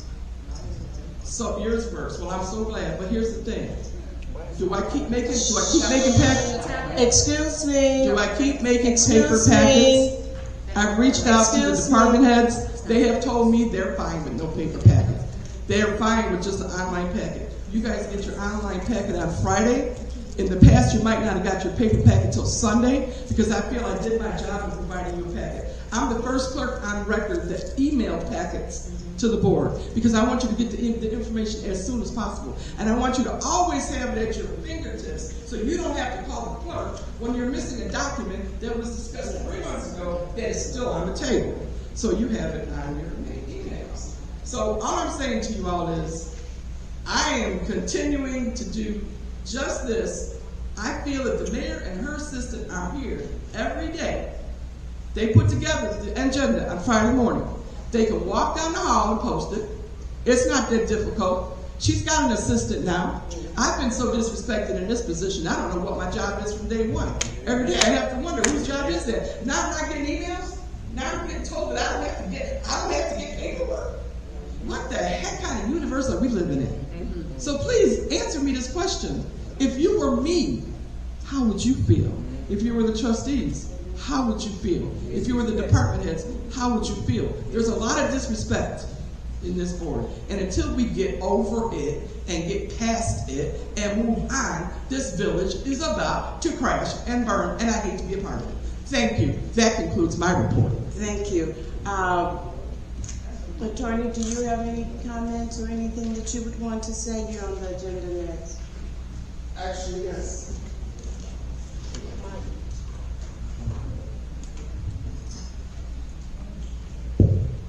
Good evening, board. Once again, I did want to come and speak to you all just about some procedural things. I didn't get a chance to really explain everything that I wanted to explain earlier, and I was actually going to suggest a parliamentarian because that's not necessarily my role as I sit here. I can only speak when, as an audience member when someone calls on me. But as I listen to you all, there's certainly a need there. Debate at your council meetings really should be limited when a motion is pending. You all are having a lot of outside debate, outside of pending motions. Prior to motions, you can ask questions, right? There can be questions back and forth, maybe a little limited debate, but unless there's a pending motion, you're kind of outside of procedure when doing that. That being said, when debate is happening, it should not be ended unless the topic is reasonably exhausted. Right? It shouldn't be unilaterally ended unless reasonably there's nothing else to debate about and you're just talking in circles. Point of order. Point of order is when there's a procedural defect, not because you have a question or not because you want to open debate. It's when you think, for example, Trustee Burns, when the finance director sat here, she had a question whether that was a proper procedure, right? That's a proper time to use a point of order, not necessarily to just open the door. And other times that I see because you want to get a word in.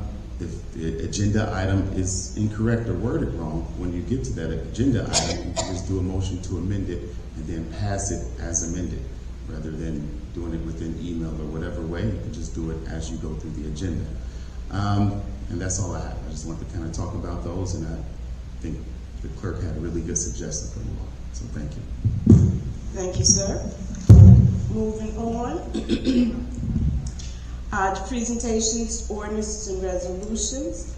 I am going to respectfully ask that after we have a motion and a second to approve the Juneteenth, it should be resolution, and you have that before you. The attorney wrote a notice informing why it should be a resolution and not an ordinance. Do you want to explain why it should be a resolution opposed to an ordinance? Yes, so when I researched your village code, your holiday schedule is not within ordinance. So you should remain consistent with all holidays. And so right now your holiday schedule is a policy. And so the proper way is to make it a resolution and then adopt it within your policies. Okay. When we create the annual schedule, we do put it in the form of a resolution. You know that, right? Within the resolution, right? Yeah, I'm speaking to an ordinance. Yeah, right. Okay, so it is a form of a resolution. Right. I changed it from an ordinance to a resolution. You're exactly right, yes. Just want to make sure I understand. Correct. Okay. So, Excuse me. And so this is, at this point, we will be closed Juneteenth, and this is considered a paid holiday, correct? yes, it would be if the resolution passes. Yes. Okay. So, on the agenda, it has an ordinance. May I ask that we strike ordinance and replace it with resolution, or would you rather go through the formal amendment process? Amendment process. Thank you. May I have a motion to approve the Juneteenth ordinance and submit to the attorney to draft, which he's done already? So really, it's just to motion to approve the Juneteenth ordinance. I have a motion on the floor. May I have a second? Second. It's been moved and seconded. Any question, any additional questions or comments? Yes.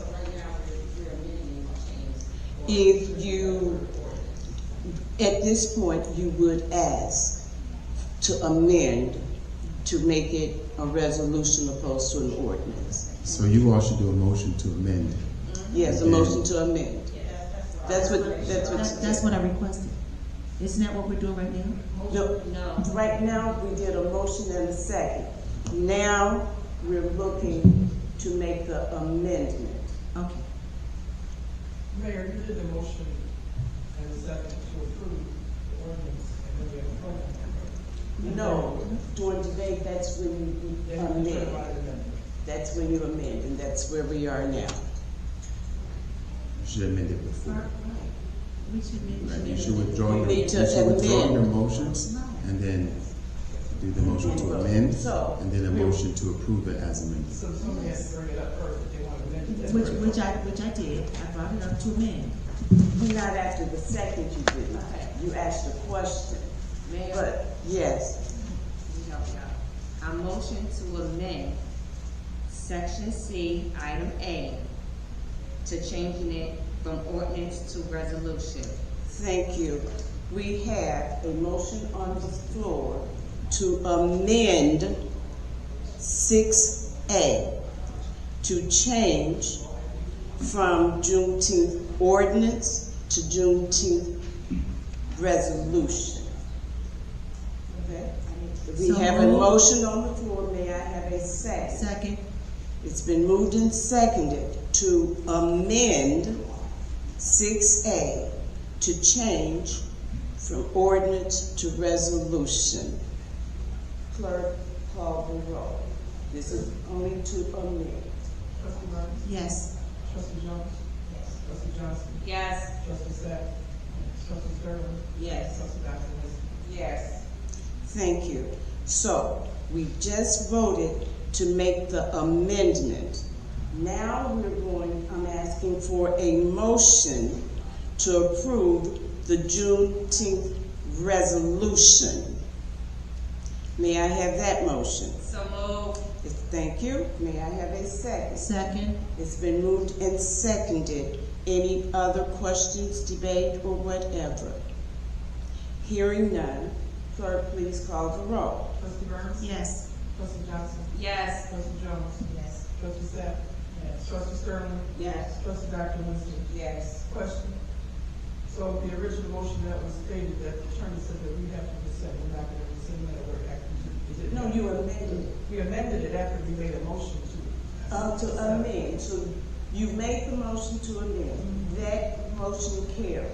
Right, but before that, they made a motion to approve. Yes, technically there was a motion There were two motions. on the floor. They should have withdrew their very motion. first one. Attorney said we needed to rescind the first Withdraw, motion. they should have withdrew the motion. Whoever made the motion should You have amended withdrew. it. So they amended the motion. So you all, So you can't rescind a motion that's not not rescind, been approved. no, that's using the wrong, just the word, That, wrong exactly. terminology. So they amended that motion and Just- that passed. Just to help clarify. There was a motion and a second on the floor before you all did the next one. Technically, you should have withdrew the motion. Whoever made the motion should have withdrew their motion and their second. And then you should have So withdrawn. the ones that made that original motion, they need to withdraw. Trustee Jones and Trustee Burns made the motion to ordinance. You need to withdraw that one. No, under that, after we had the motion and the second, I called for a question. Just to clear the record, whoever made the motion can just withdraw it and then you all can. Trustee Burns withdraw my first motion to approve the Juneteenth ordinance and submit to attorney to draft. I rescind that motion. I withdraw that motion. Who second? Trustee Jones. Okay, so you also. So it doesn't require a vote because they can be. Okay. So now, can we then move to the next item? And that is a motion to approve a resolution for the IDOT motor fuel tax, including maintenance, the estimate of maintenance costs, and the maintenance engineering. May I have that motion? So moved. Thank you. May I have a second? Second. It's been moved and seconded. Any questions or comments? Hearing none, clerk, please call the roll. Trustee Burns. Yes. Trustee Johnson. Yes. Trustee Jones. Yes. Trustee Sapp. Yes. Trustee Sterling. Yes. Trustee Dr. Winston. Yes. That motion passed. There's no unfinished business. Moving on to new business. May I have a motion to approve the transfers, payroll, accounts payable distribution in the combined amount of $343,740.79 and authorize the Finance Department to remit payments. May I have that motion? I'm sorry, who made the motion? Trustee Sapp moved. May I have a second? Second. Thank you. I'd like to call for a table for that. I motion to table to further consideration.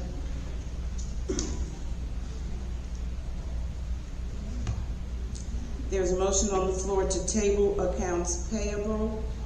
And you wonder why we have no phone service, because we've not paid the bill. But anyway, there's a motion to table. May I have a second? It's been moved and seconded. Any questions, comments? Hearing none, clerk, please call the roll. Trustee Burns. Yes. Trustee Jones. Yes. Trustee Johnson. Yes. Trustee Sapp. No. Trustee Sterling. Yes. Trustee Dr. Winston. No. I have a question. First of all. I'm sorry, we're not finished with this motion. Please let us finish with this motion, The please. motion for the clerk. That motion, this motion has been tabled. Thank you. Going under petitions, agreements, and action items. This is another one that can stand to be amended if you wish, okay? May I have a motion to approve the investment of $1 million in funds for the Old National Bank Certificate of Deposit with the maturity date 1 year from the date of purchase. I motion to table this agenda item. It's been moved to table. May I have a second? Second. It's been moved and seconded to table this item. Clerk, please call the roll. Trustee Burns. Yes. Trustee Johnson. Yes. Trustee Jones. Yes. Trustee Sapp. Trustee Sterling? Yes. Trustee Dr. Winston? No. The motion to table prevailed. May I have a motion to approve the amendment to Cook County Water Affordability Program? So move. May I have a second? Second. It's been moved and seconded. Any questions? Hearing none, clerk, please call the roll. Trustee Burns? Yes. Trustee Johnson? Yes. Trustee Jones? Yes. Trustee Sapp? Yes. Trustee Sterling? Yes. Trustee Dr. Winston? Yes. Thank you. May I have a motion to approve the water system operator agreement for contractual operation of the public works supply that's with Delgado, who's doing it currently? So move. May I have a second? Second. It's been moved and seconded. Any questions or debate? Hearing none, clerk, please call the roll. Trustee Burns? Yes. Trustee Johnson? Yes. Trustee Jones? Yes. Trustee Sapp? Yes. Trustee Sterling? Yes. Trustee Dr. Winston? Yes. Mayor, I'd like to be recognized, please. Yes. Thank you. In the financial matters, the amount that was stated was $343,740.79 for accounts payable and payroll. Okay, the actual amount should have been $844,468.80. It was tabled, but I just would like to make mention that the amount on the agenda is incorrect because payroll itself is for 3 payrolls in a total of $500,728.01. And if you include the accounts payable for May 8th, which was $343,740.79, you have a combined amount of $844,468.80.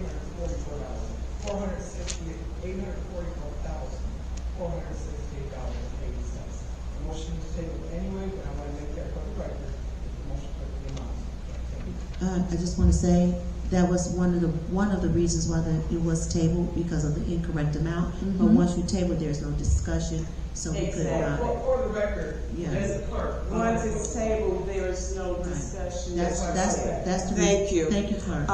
Let's move on. I don't see anyone from the Senior Advisory Committee here. We do not have a chairman at this moment for the Fire and Police Commission. And so I'm going to move to the Zoning Board. Oh, excuse me, I'm sorry. I'm confused. You said we do not have a chair? We do have a chair. Chair Anderson.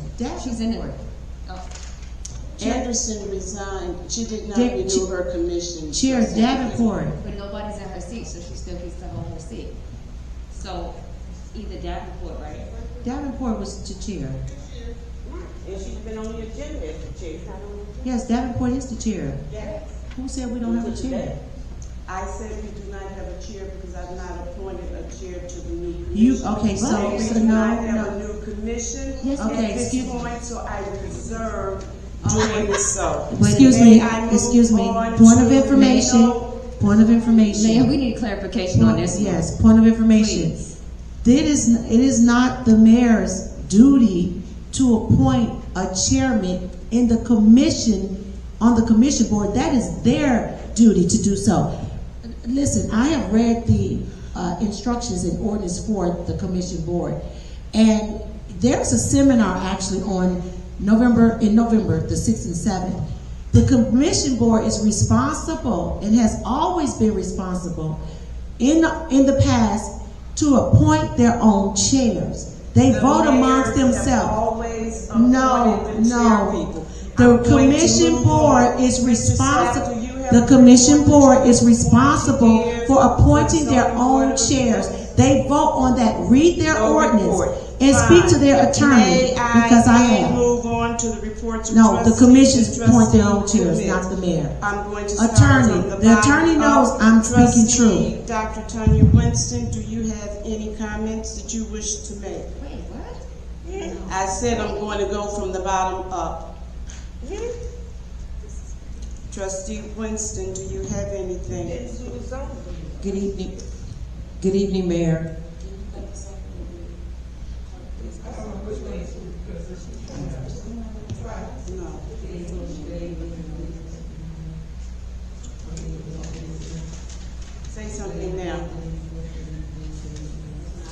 Is your mic on? There you go. Good evening. Good evening, Madam Mayor, Board of Trustees, department heads, and residents. May is Mental Health Awareness Month.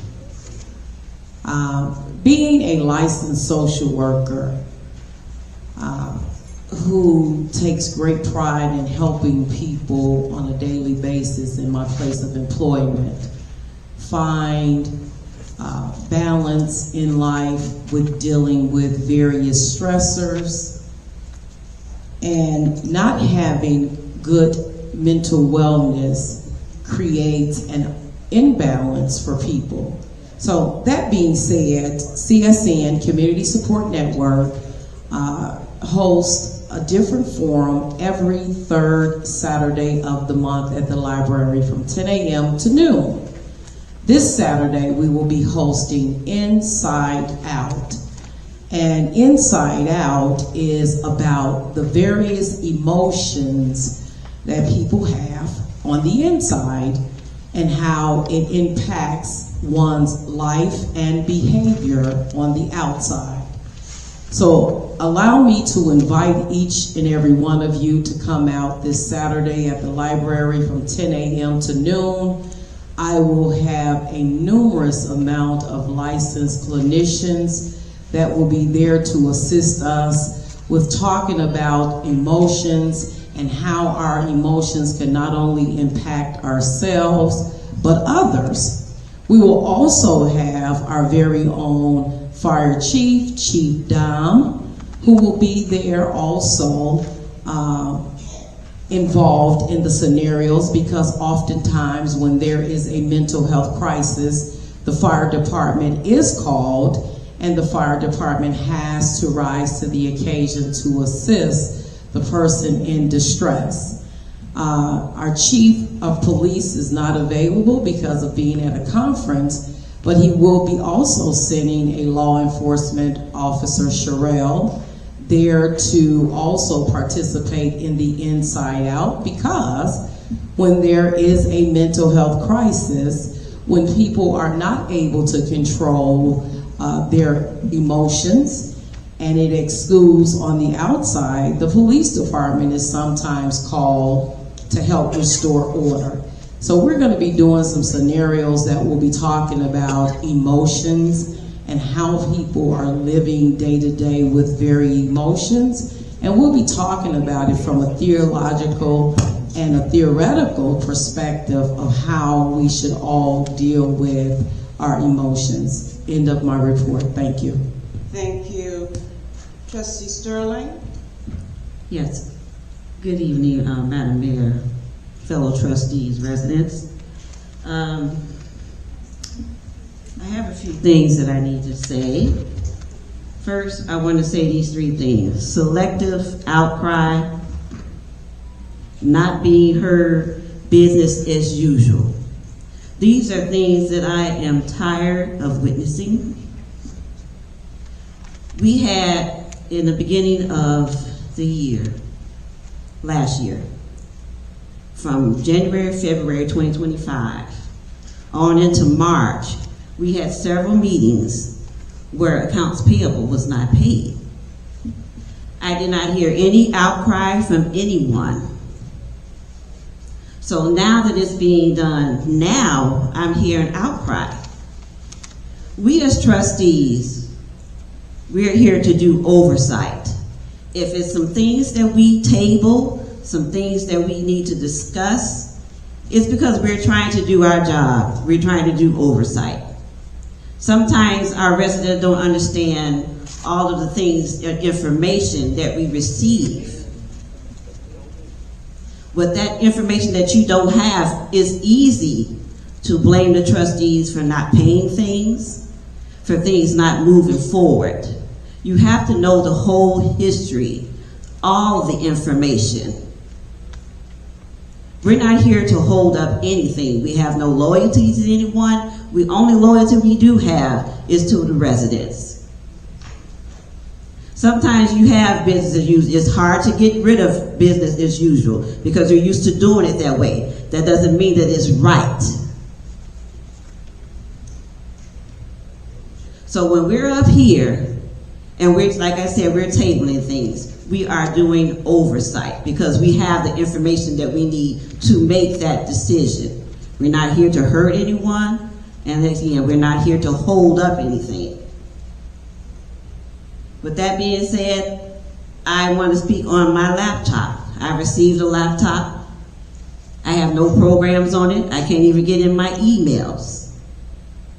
This was portrayed. This was put out by Trustee Johnson that we couldn't get in these programs on our laptops. From in a working perspective, when you get in a laptop at work, you have all your programs on there. You're able to get into your emails. Everything is set. We shouldn't have to do anything. When we got the laptops, everything should have been downloaded and ready for us. It's just crazy, and I hear the residents, lashing out at us. And it's just crazy. And the reason why the trustees are so mad is because we're not being heard. And when people are not being heard, yes, you're going to get this dissension, you're going to get this division because you're not being heard, you're not being respected. And I think that's all everybody wants is respect for each other. And we all have to know that everybody here, nobody is perfect, nobody knows everything. We all have something to offer, all 6 of us. We can't just have one person. All 6 of us have something to offer to this village and this board. And we're not given the opportunity to do so. And when we do try to speak up and defend what we need to defend for our residents, we're being labeled as obstructionists, which I don't think is fair.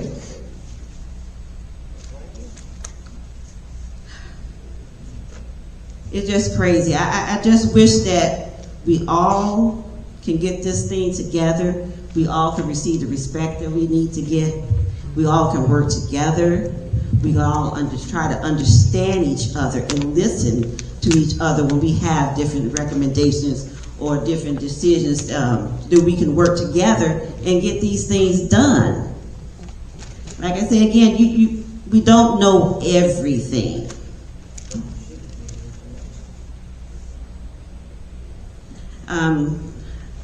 I just want to Madam Mayor, give you my laptop until we can get it situated. I'm sorry. I don't know what to do with it. I'm going to ask that you guys give it to Mr. Finch. He's the one who ordered it, and I mean, it ain't never gonna get fixed. did you have anything else that you needed to say? No, Madam Mayor, I'm done. Thank you. Thank you. Trustee Sack? Thank you. Trustee Jones? Good evening, Mayor, Board, and the residents of Sauk Village. Thank you. Talking to the mic. Okay, tonight I want to speak about unity, transparency, and accountability. As elected officials, we are we are placed here to work together for the people, not against one another, not in confusion, and not without communication. It was very concerning that as a trustee, I did not have a hard copy of tonight's agenda until I made it to the table as far as for the accounts payable as well. I didn't receive it all even through the email. That should never be acceptable in any professional or transparent government setting. Trustees cannot properly represent the residents or make sure that we can make informed decisions if we are not being provided the information necessarily to do our jobs. For the past 2 weeks, we have struggled to pass accounts payable because bills are not being paid, but instead of partial payments, Example, who skips one payment and they cut your phone off? That doesn't make sense, right? This has been created an ongoing issue within our village, including services and utilities being threatened with shutoffs. That is not stability, and that is not responsible financial management. We cannot continue choosing with vendors or obligations who gets paid while others are ignored. Every decision made with village finances affects the residents of Sauk Village. Transparency matters. Communication matters. Accountability matters. This is not about attacking anyone personally. This is about making sure our village government operates fairly, openly, and responsibly. The residents deserve to know what is happening with the taxpayers' dollars, and the trustees deserve access to documents necessary to govern effectively. I believe we can move forward, but it requires unity, honesty, and teamwork. We may not always agree, but we should all agree that the people of Sauk Village deserves professionalism, transparency, and leadership that puts us towards our village first. I remain committed to working together respectfully and doing so with our community. I also want to take time and commend the previous commissioners and volunteers who have served the community. The public, entertaining the public service is not easy, and regardless of the disagreements, anyone who steps up to serve deserves respect for their time and effort. In addition, I wanted to address the few concerns surrounding the chairperson, which is Ms. Francine Anderson, because until someone else sits in that seat, that's when she will be done. It appears that it have been confusion regarding the expiration of her seat, especially concerning the oath indicating that her term would have continued until 2027. It's mistakes that were made administratively. Then those matters should have been handled professionally with transparency. I also want to say respectfully, the newly appointed Commissioner, Ms. Davenport, deserves the opportunity to serve, learn her role with without division and assumptions being made about demotions or leadership changes, because she was next in line. Made by Madam Mayor. Every commissioner should be given the fair opportunity to work together in unity and professionalism. For that benefit of this village, at the end of the day, this is not about personal agendas. It's about integrity, fairness, transparency, and making sure Sauk Village follows the law while treating people with dignity and respect. Thank you. Trustee Johnson? Yes, my comment is to you, Madam Mayor. I've been asking, it's been 3 months now. I have not had a village phone yet. Every time I tell you, I don't get an answer, my phone is still not on. Now I don't have a laptop. The next issue is Delgado Group. I walked into the finance department way before April 14th. As I said before, he asked me to email him all the files. I emailed him all the zip files. So, and it's printed, all the description of every account that Delgado took care of for the village. I don't understand. How is it about to be a month on the 14th that's coming up, and we still don't have anything figured out about this law firm? You stated, even in the minutes, that you would make sure it got paid. Now remind you, that was just a portion of how much they were supposed to get paid, because it's much more. But I thought at that time, let's, just pay that $12,000 and call it a day for right now. It seemed like that can't happen. So I would like to know, when will we be able to get this cleared out for Delgado? I would also like to know, when would I have an active cell phone? I would also like to know, when will the trustees be able to get our programs onto our computer. It was already paid for. It's on the accounts payable. I think it was, I forgot the company's name, but they were paid out to put the programs, it was Alltek. It was already paid out for our laptops with the programming. So do you have any time frame of when we will be able to get our laptops back?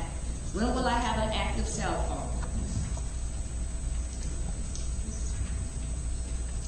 Finish? I'm asking you a question. But I need to make certain that you Yes. were finished before I started Yes. talking, because I didn't want to be considered Yes, rude. I'm Thank you. Know that the company that we had, Alltek, they provided, just like that other company did for the police department, they provided a block of time. And once that block of time is exhausted, we would have to pay them. They insisted on getting their block of time paid in advance because of our slow payments. We exhausted our block of time. So right now, we have no IT service that can provide us any level of support or whatever. I will, because I've heard a couple of you mention, I will look into the premise that that company had been paid and billed with an invoice. I will look into that to see what did they actually do during that time. It stated on the account payable it was for the setup for every laptop. The only thing that was set up was our name. That was it. As soon as you turn it on. To me, that's not a setup. Agreed. Agreed. But as I said, what my next steps would be, and that is to communicate, to come up with something that sounds reasonable. Okay. Okay? Do you have a solution for my cell phone? For the cell phone, Mr. Finch will be asked to order you a cell phone. Mr. Finch, there is her computer up here too. I'm going to ask that you retrieve that as well. You have something, anyone that has something to turn in equipment, please communicate with Mr. Finch. Your hand is raised, sir. So yes, ma'am. The trustee is right. It was on the agenda that Alltek was paid for setting up that tap or not. The day that they showed up, similar to T-Mobile, the trustees were hired immediately. The tech person did come out here and set up 2 trustees' individual devices. You have more than just your name on your tablet. Those that have an iPad, whatever, if you know you have to have a certain code app. Those that have other tablets, everybody's tablet has access to Wi-Fi. As far as your Windows 360, all you have to do is like your regular email, go on there and download Word and Excel. So to say you don't have function of each device is really not an accurate statement because you can get on the Wi-Fi. I know that because before you guys got it that night, we tested them. I know that some of you guys, when you start on in, you have to have your password. We don't want your password because unfortunately, I've been accused of deleting people's email. So I don't want your password to your email. But the IT person did show up. 2 trustees can verify that they got the work done. It's not for me, man. I told you this weeks ago. To babysit and keep telling people when to meet. As far as the cell phone, I sent 2 emails prior to the turnout when T-Mobile showed up. I've also sent a brand new SIM device. As the trustee stated, she had made preference to see the director of finance, but I've never told him personally her cell phone is not working. I told you that when I stepped into your office. And you know I did. Yes, I did. I stepped into your office along with the finance director that day. And Trustee, right here that's next to me was in there because I spoke to her in your office. And that's what we discussed. And I said my cell phone is not active. So don't stand up there, sir, and tell a lie to these residents and to this board. I don't appreciate that. Not to mention, my computer don't have Windows 7. My computer don't have Outlook. So what is your solution to that? That you're going to get that on Wi-Fi too? No, sir. Do not email me a link. It was paid for on the accounts payable for a setup. Okay, professional work should be provided to the trustees for their laptops. That's all I'm saying, sir. So do not tell me that I don't know what I'm talking about, sir, when it comes to electronics. Okay. Showed up to where, sir? The night of the board meeting when he was here. It doesn't have, that has nothing to do with me. You take my laptop, sir, and you program it and put the programs on it and you just bring it to me. Okay? That's what I need. Okay? So now with my device, it seems like you did this deliberately to turn my device off. I don't appreciate that. 3 months. Okay. 3 months. Okay. Of no cell phone. And I've been telling you for 3 months, Mayor. Ma'am. And you haven't been seeing anything until now. Last week, Trustee Jones was in the hallway when I broke it to you, said my cell phone to sit out on. You looked at me and kept walking. Okay. Trustee Jones. What's right is right. Trustee Jones. What was that? Excuse me. I said I emailed you, Mr. Finch, and the mayor said I'm requesting a T-Mobile phone with the SIM chip. This is Verizon. I'm not going to use it. Okay. Can you please? Can you guys do this during the regular business hour? Thank you. In a timely manner this time, because I'm going into 3 months now. Trustee Jones. As far as Okay, audience, each and every one of you who's talking, I'm going to ask that you please stop talking. Your voice carries greater than those that have the mics when the mics aren't working. So please, let us get through this meeting. Trustee Jones? Yes, as far as for our laptops, it's only going to be able to work off of Wi-Fi. We won't have any regular internet connection once we go out. It's only on the Wi-Fi once we make it in here. I don't know. Is that the case, sir? Only Wi-Fi here or Wi-Fi anyplace? Okay, so we need to provide the Wi-Fi. Who are the two trustees with the passcode? Wait, that's where I was going. Okay. I need help as far as with my phone as well. I can't get in contact with nobody. Mr. Finch, we'll talk about this tomorrow. Simply because there's a disconnect. If they don't have Wi-Fi capabilities, then if we continue to send them meeting packets, they won't get them while they're at home. I don't know that to be a fact, but to me it just rings somewhat true. So can we have a conversation tomorrow so that we can rectify whatever the situation is? Okay? Is that okay with everyone? Thank you. We're moving on to Trustee Burns. Thank you, Mayor. Good evening, residents, Mayor, and the board. I just want to make an announcement that the Courtyard Community Initiative will begin to host training sessions. Some of those sessions will be in business management, AI training, and also learning how to invest in the stock market.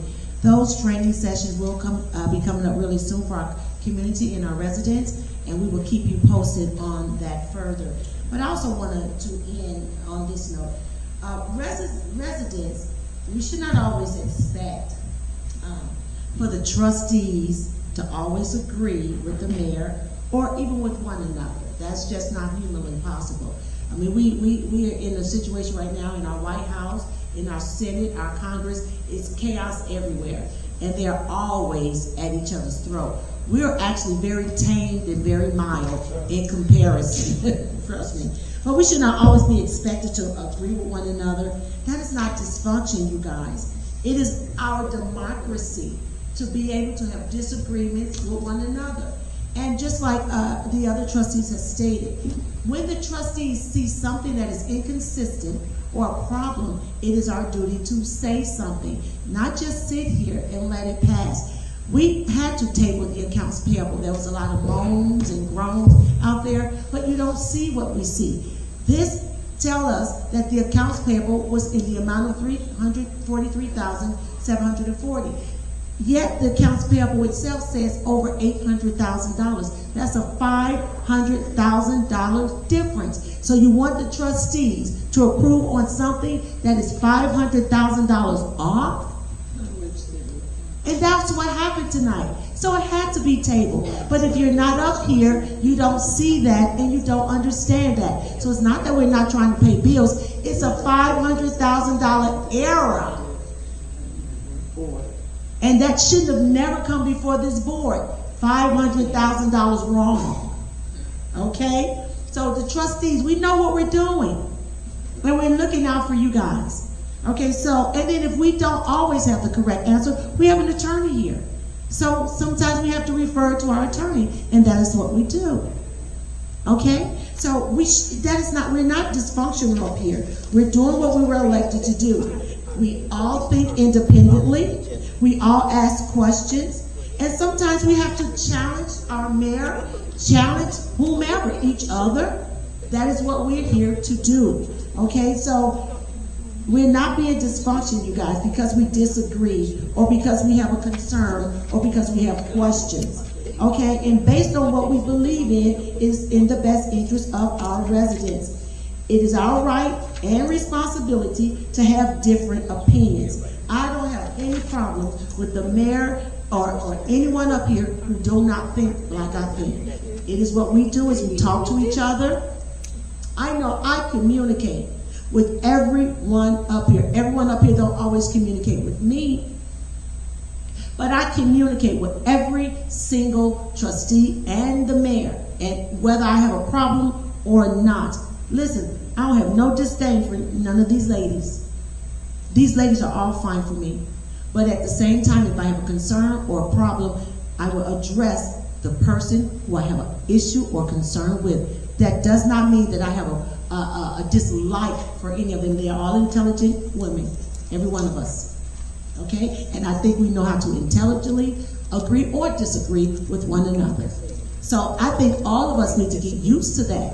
Residents, get used to us being intelligent enough to know that if there are errors or if something is not being handled the way it should be, that it's going to be addressed on this board. And you will sometimes witness that. Okay, but it is our responsibility as a board to catch those errors and to, just like the mayor said, speak with her staff to make sure we can rectify these problems. That is adult, that is intelligence, and that is the way it should operate. So please don't get upset because you see a little bit of something, something. All right? Also, healthy disagreement above should never be treated as disloyal or obstructionist. We're not trying to be obstructionists. Different viewpoints is what creates discussion, balance, oversight. Ultimately, better decision making for our community. When we catch these things, it helps you. If we don't catch these things, it's going to harm you. Okay, so everything we've discussed up here today is going to benefit you because we've caught a ton of errors.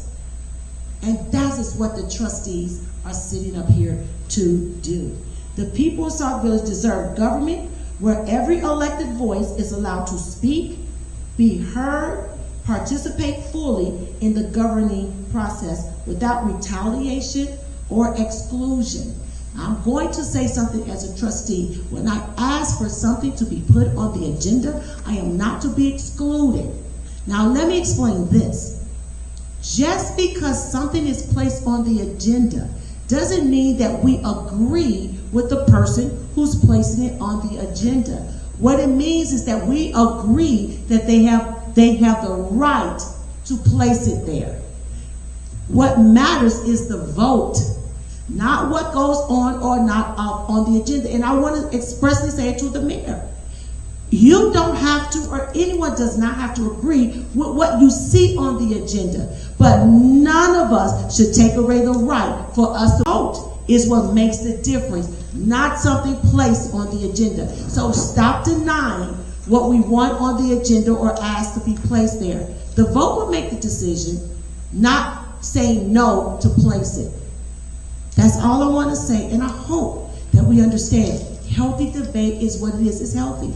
And believe you me, you guys should be very happy that we caught a ton of errors tonight, because it will affect you, the police department, and everyone else. So we will make sure that we rectify these errors, and the board will come back and do our due diligence, and we will make sure everything is taken care of. Thank you for listening, and I appreciate your attention. Thank you, and I just need to clarify one thing, and I probably should have taken a little bit more time when it was time to call for our reports of the committees and commissions. At odds is the language that some say in terms of appointing or electing a chairperson. Further research is required on that, simply because anytime you have written in the documents that a sitting mayor may not appoint someone within a certain time period, but then we have a person who's already announced that they're leaving the commission, then how can that person then decide who the next chairperson is? It has always been, and I've shared this before, since I have been here, it has always been the mayor who decides or determines who the chairperson is. I still must do the research where that's concerned, and I'm simply asking for the opportunity to complete the research. We talk about being understanding, being compassionate, not being rude, not being whatever. If I'm asking for additional time, I can't do any further. All I can say is that I hope that whether the hostility in all of this comes, that I'm asking for time. That's all I'm asking. And with that said, may I have a motion to adjourn? I have a question. Yes. Do you know when you get for the accounts payable all the numbers corrected? Can it be corrected by tomorrow so we can call a special meeting by Friday? The thing is, I do have to look at that too. Finance directors here. We have to look at that because if you can remember, you had to subtract all of those items that have the black line through it, or not black line, but darkened line. Those were all paid already. Right, through the emergency. Yes. Yes. Those were paid. So we will need to talk with our person who does accounts payable. Will they be able to email us and let us know so we could be able to have our agenda out for the special call meeting? When are you having a call meeting? Oh, we're trying to do it by Friday. Oh, if please possible. don't have a meeting on Friday. Why? Why? It's very difficult for me to attend meetings on Friday, and I really would like to be. Well, can we call it on a Saturday? Well, I mean, again, the only reason why we had to table it, the numbers are too far off. So it's nothing we can do. I really don't. Yes, sir. What was the final number on the cover sheet for accounts payable? 800. So, what it says accounts payable, not the total. 343. 343.70. Take away the mark, maybe that I marked out, the emergency, it's $500 amounts. That the trustee took out is going to pay for. That number, minus the $800,000, should tie back to what's on the account payable from the cover sheet. But it's still added, we still have to add Delgado that y'all forgot to pay. That was already approved. Please, don't. No, it's not just for Delgado. We're paying the whole accounts payable. That's what we're planning on doing. But we must discuss first, what is your plan as far as paying Delgado? That is a law firm. We're not gonna withhold money from any law firm that's representing the village of Sauk Village. So y'all should have thought about that, and we discussed that in executive session, and you stated that you wasn't gonna pay them. You stated that. That's unacceptable to this board. Okay, people. Unacceptable. Okay, people, okay. Okay. You don't have the right to tell this board what should be paid and not. Clerk. I hope we have a good understanding on this now. Excuse me, both of you. Excuse me too. So we had an emergency declaration to pay some bills, okay? Those bills were stricken off We had an emergency declaration to pay some bills, okay? Those bills were stricken off the accounts payable, okay? I was always instructed that if you're doing emergency payment, you still have to bring it back to the next board meeting, put it on the accounts payable, and approve it as a whole. Exactly. Not take it off and change the amount. Exactly. That was the way I mean, if I'm wrong or right, please, would you please comment? It should always come before the board for approval. I think I sent the memo on this issue that was circulated to the board. Yes. Everyone got that? No, I didn't. I didn't receive it. Okay. So what you're saying is the correct amount is the $800,000. I'm not sure what the correct. Well, okay, because, all right, with the emergency payments taken away, it appears the amount of accounts payable is much less. But if you take into account that you made those payments, you still have to bring it back to the board and approve it as a whole. Correct. Like they never got paid. Yeah, correct. So we could have made an amendment opposed to tabling. And had you did that, then you would have to come. We did have to table because y'all still forgetting a payment that we approved that still is not showing on the accounts Or the whole payable. accounts payable should have been brought to the board, and we could have amended with the strikeout instead of doing it behind our backs. No, that wasn't behind your back. Yeah. No, it wasn't. No, it wasn't. I didn't know about May it I till I have a saw. motion to adjourn, please? So again, Mayor, but when will we have the correct We have a numbers? motion on the floor. We have a motion on the floor. So don't get mad when we cannot call a special call meeting to pay these bills then. Because I'm trying to get clarification now, because we're all We working. want to be procedural. So when will we have the numbers so we can call for a special call meeting? So we'll call the meeting. When will we have the proper numbers so we can call a special call meeting? 9:41 p.m. Can we have an answer on that? When will we have the correct numbers so the Board of Trustees can call a special call meeting to pay the bills? That's all I'm asking. Mayor, this is important. You want us to pay the bills, right? So I'm asking you, when will the Board of Trustees have the correct numbers so we can call a special call meeting? At 9:41. Mayor, so you want to say they ignore me? Are you There's a serious? motion on the We don't floor. want to hear that When you're there's complaining a we're not motion paying these I bills. withdraw my motion. I withdraw my motion because can we move forward?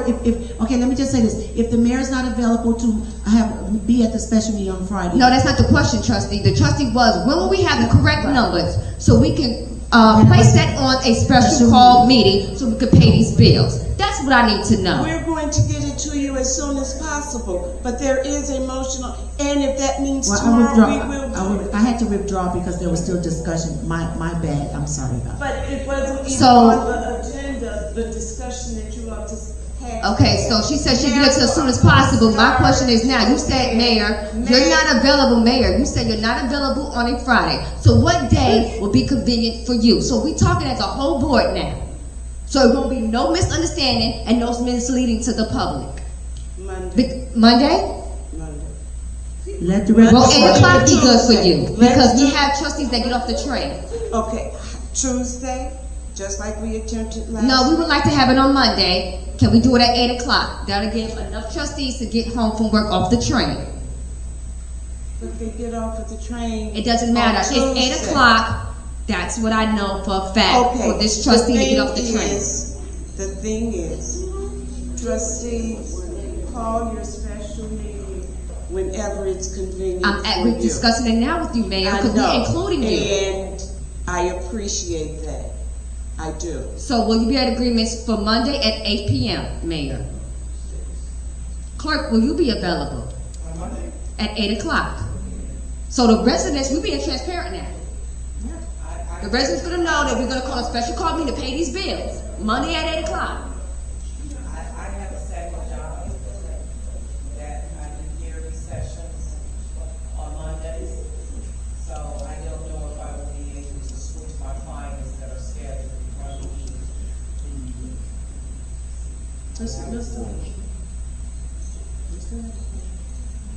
We'll still have a quorum. Who else? Oh, I was just asking. I can call in because I'll be at work. Yeah. I can call in because I'll be at work. So I'm just a forum president. Okay, I agree with Monday, 8 o'clock, if everyone else does. Fine. Now may I have a motion to adjourn? So move. May I have a second? Second. All in favor? Aye. The meeting is adjourned now at 9:45.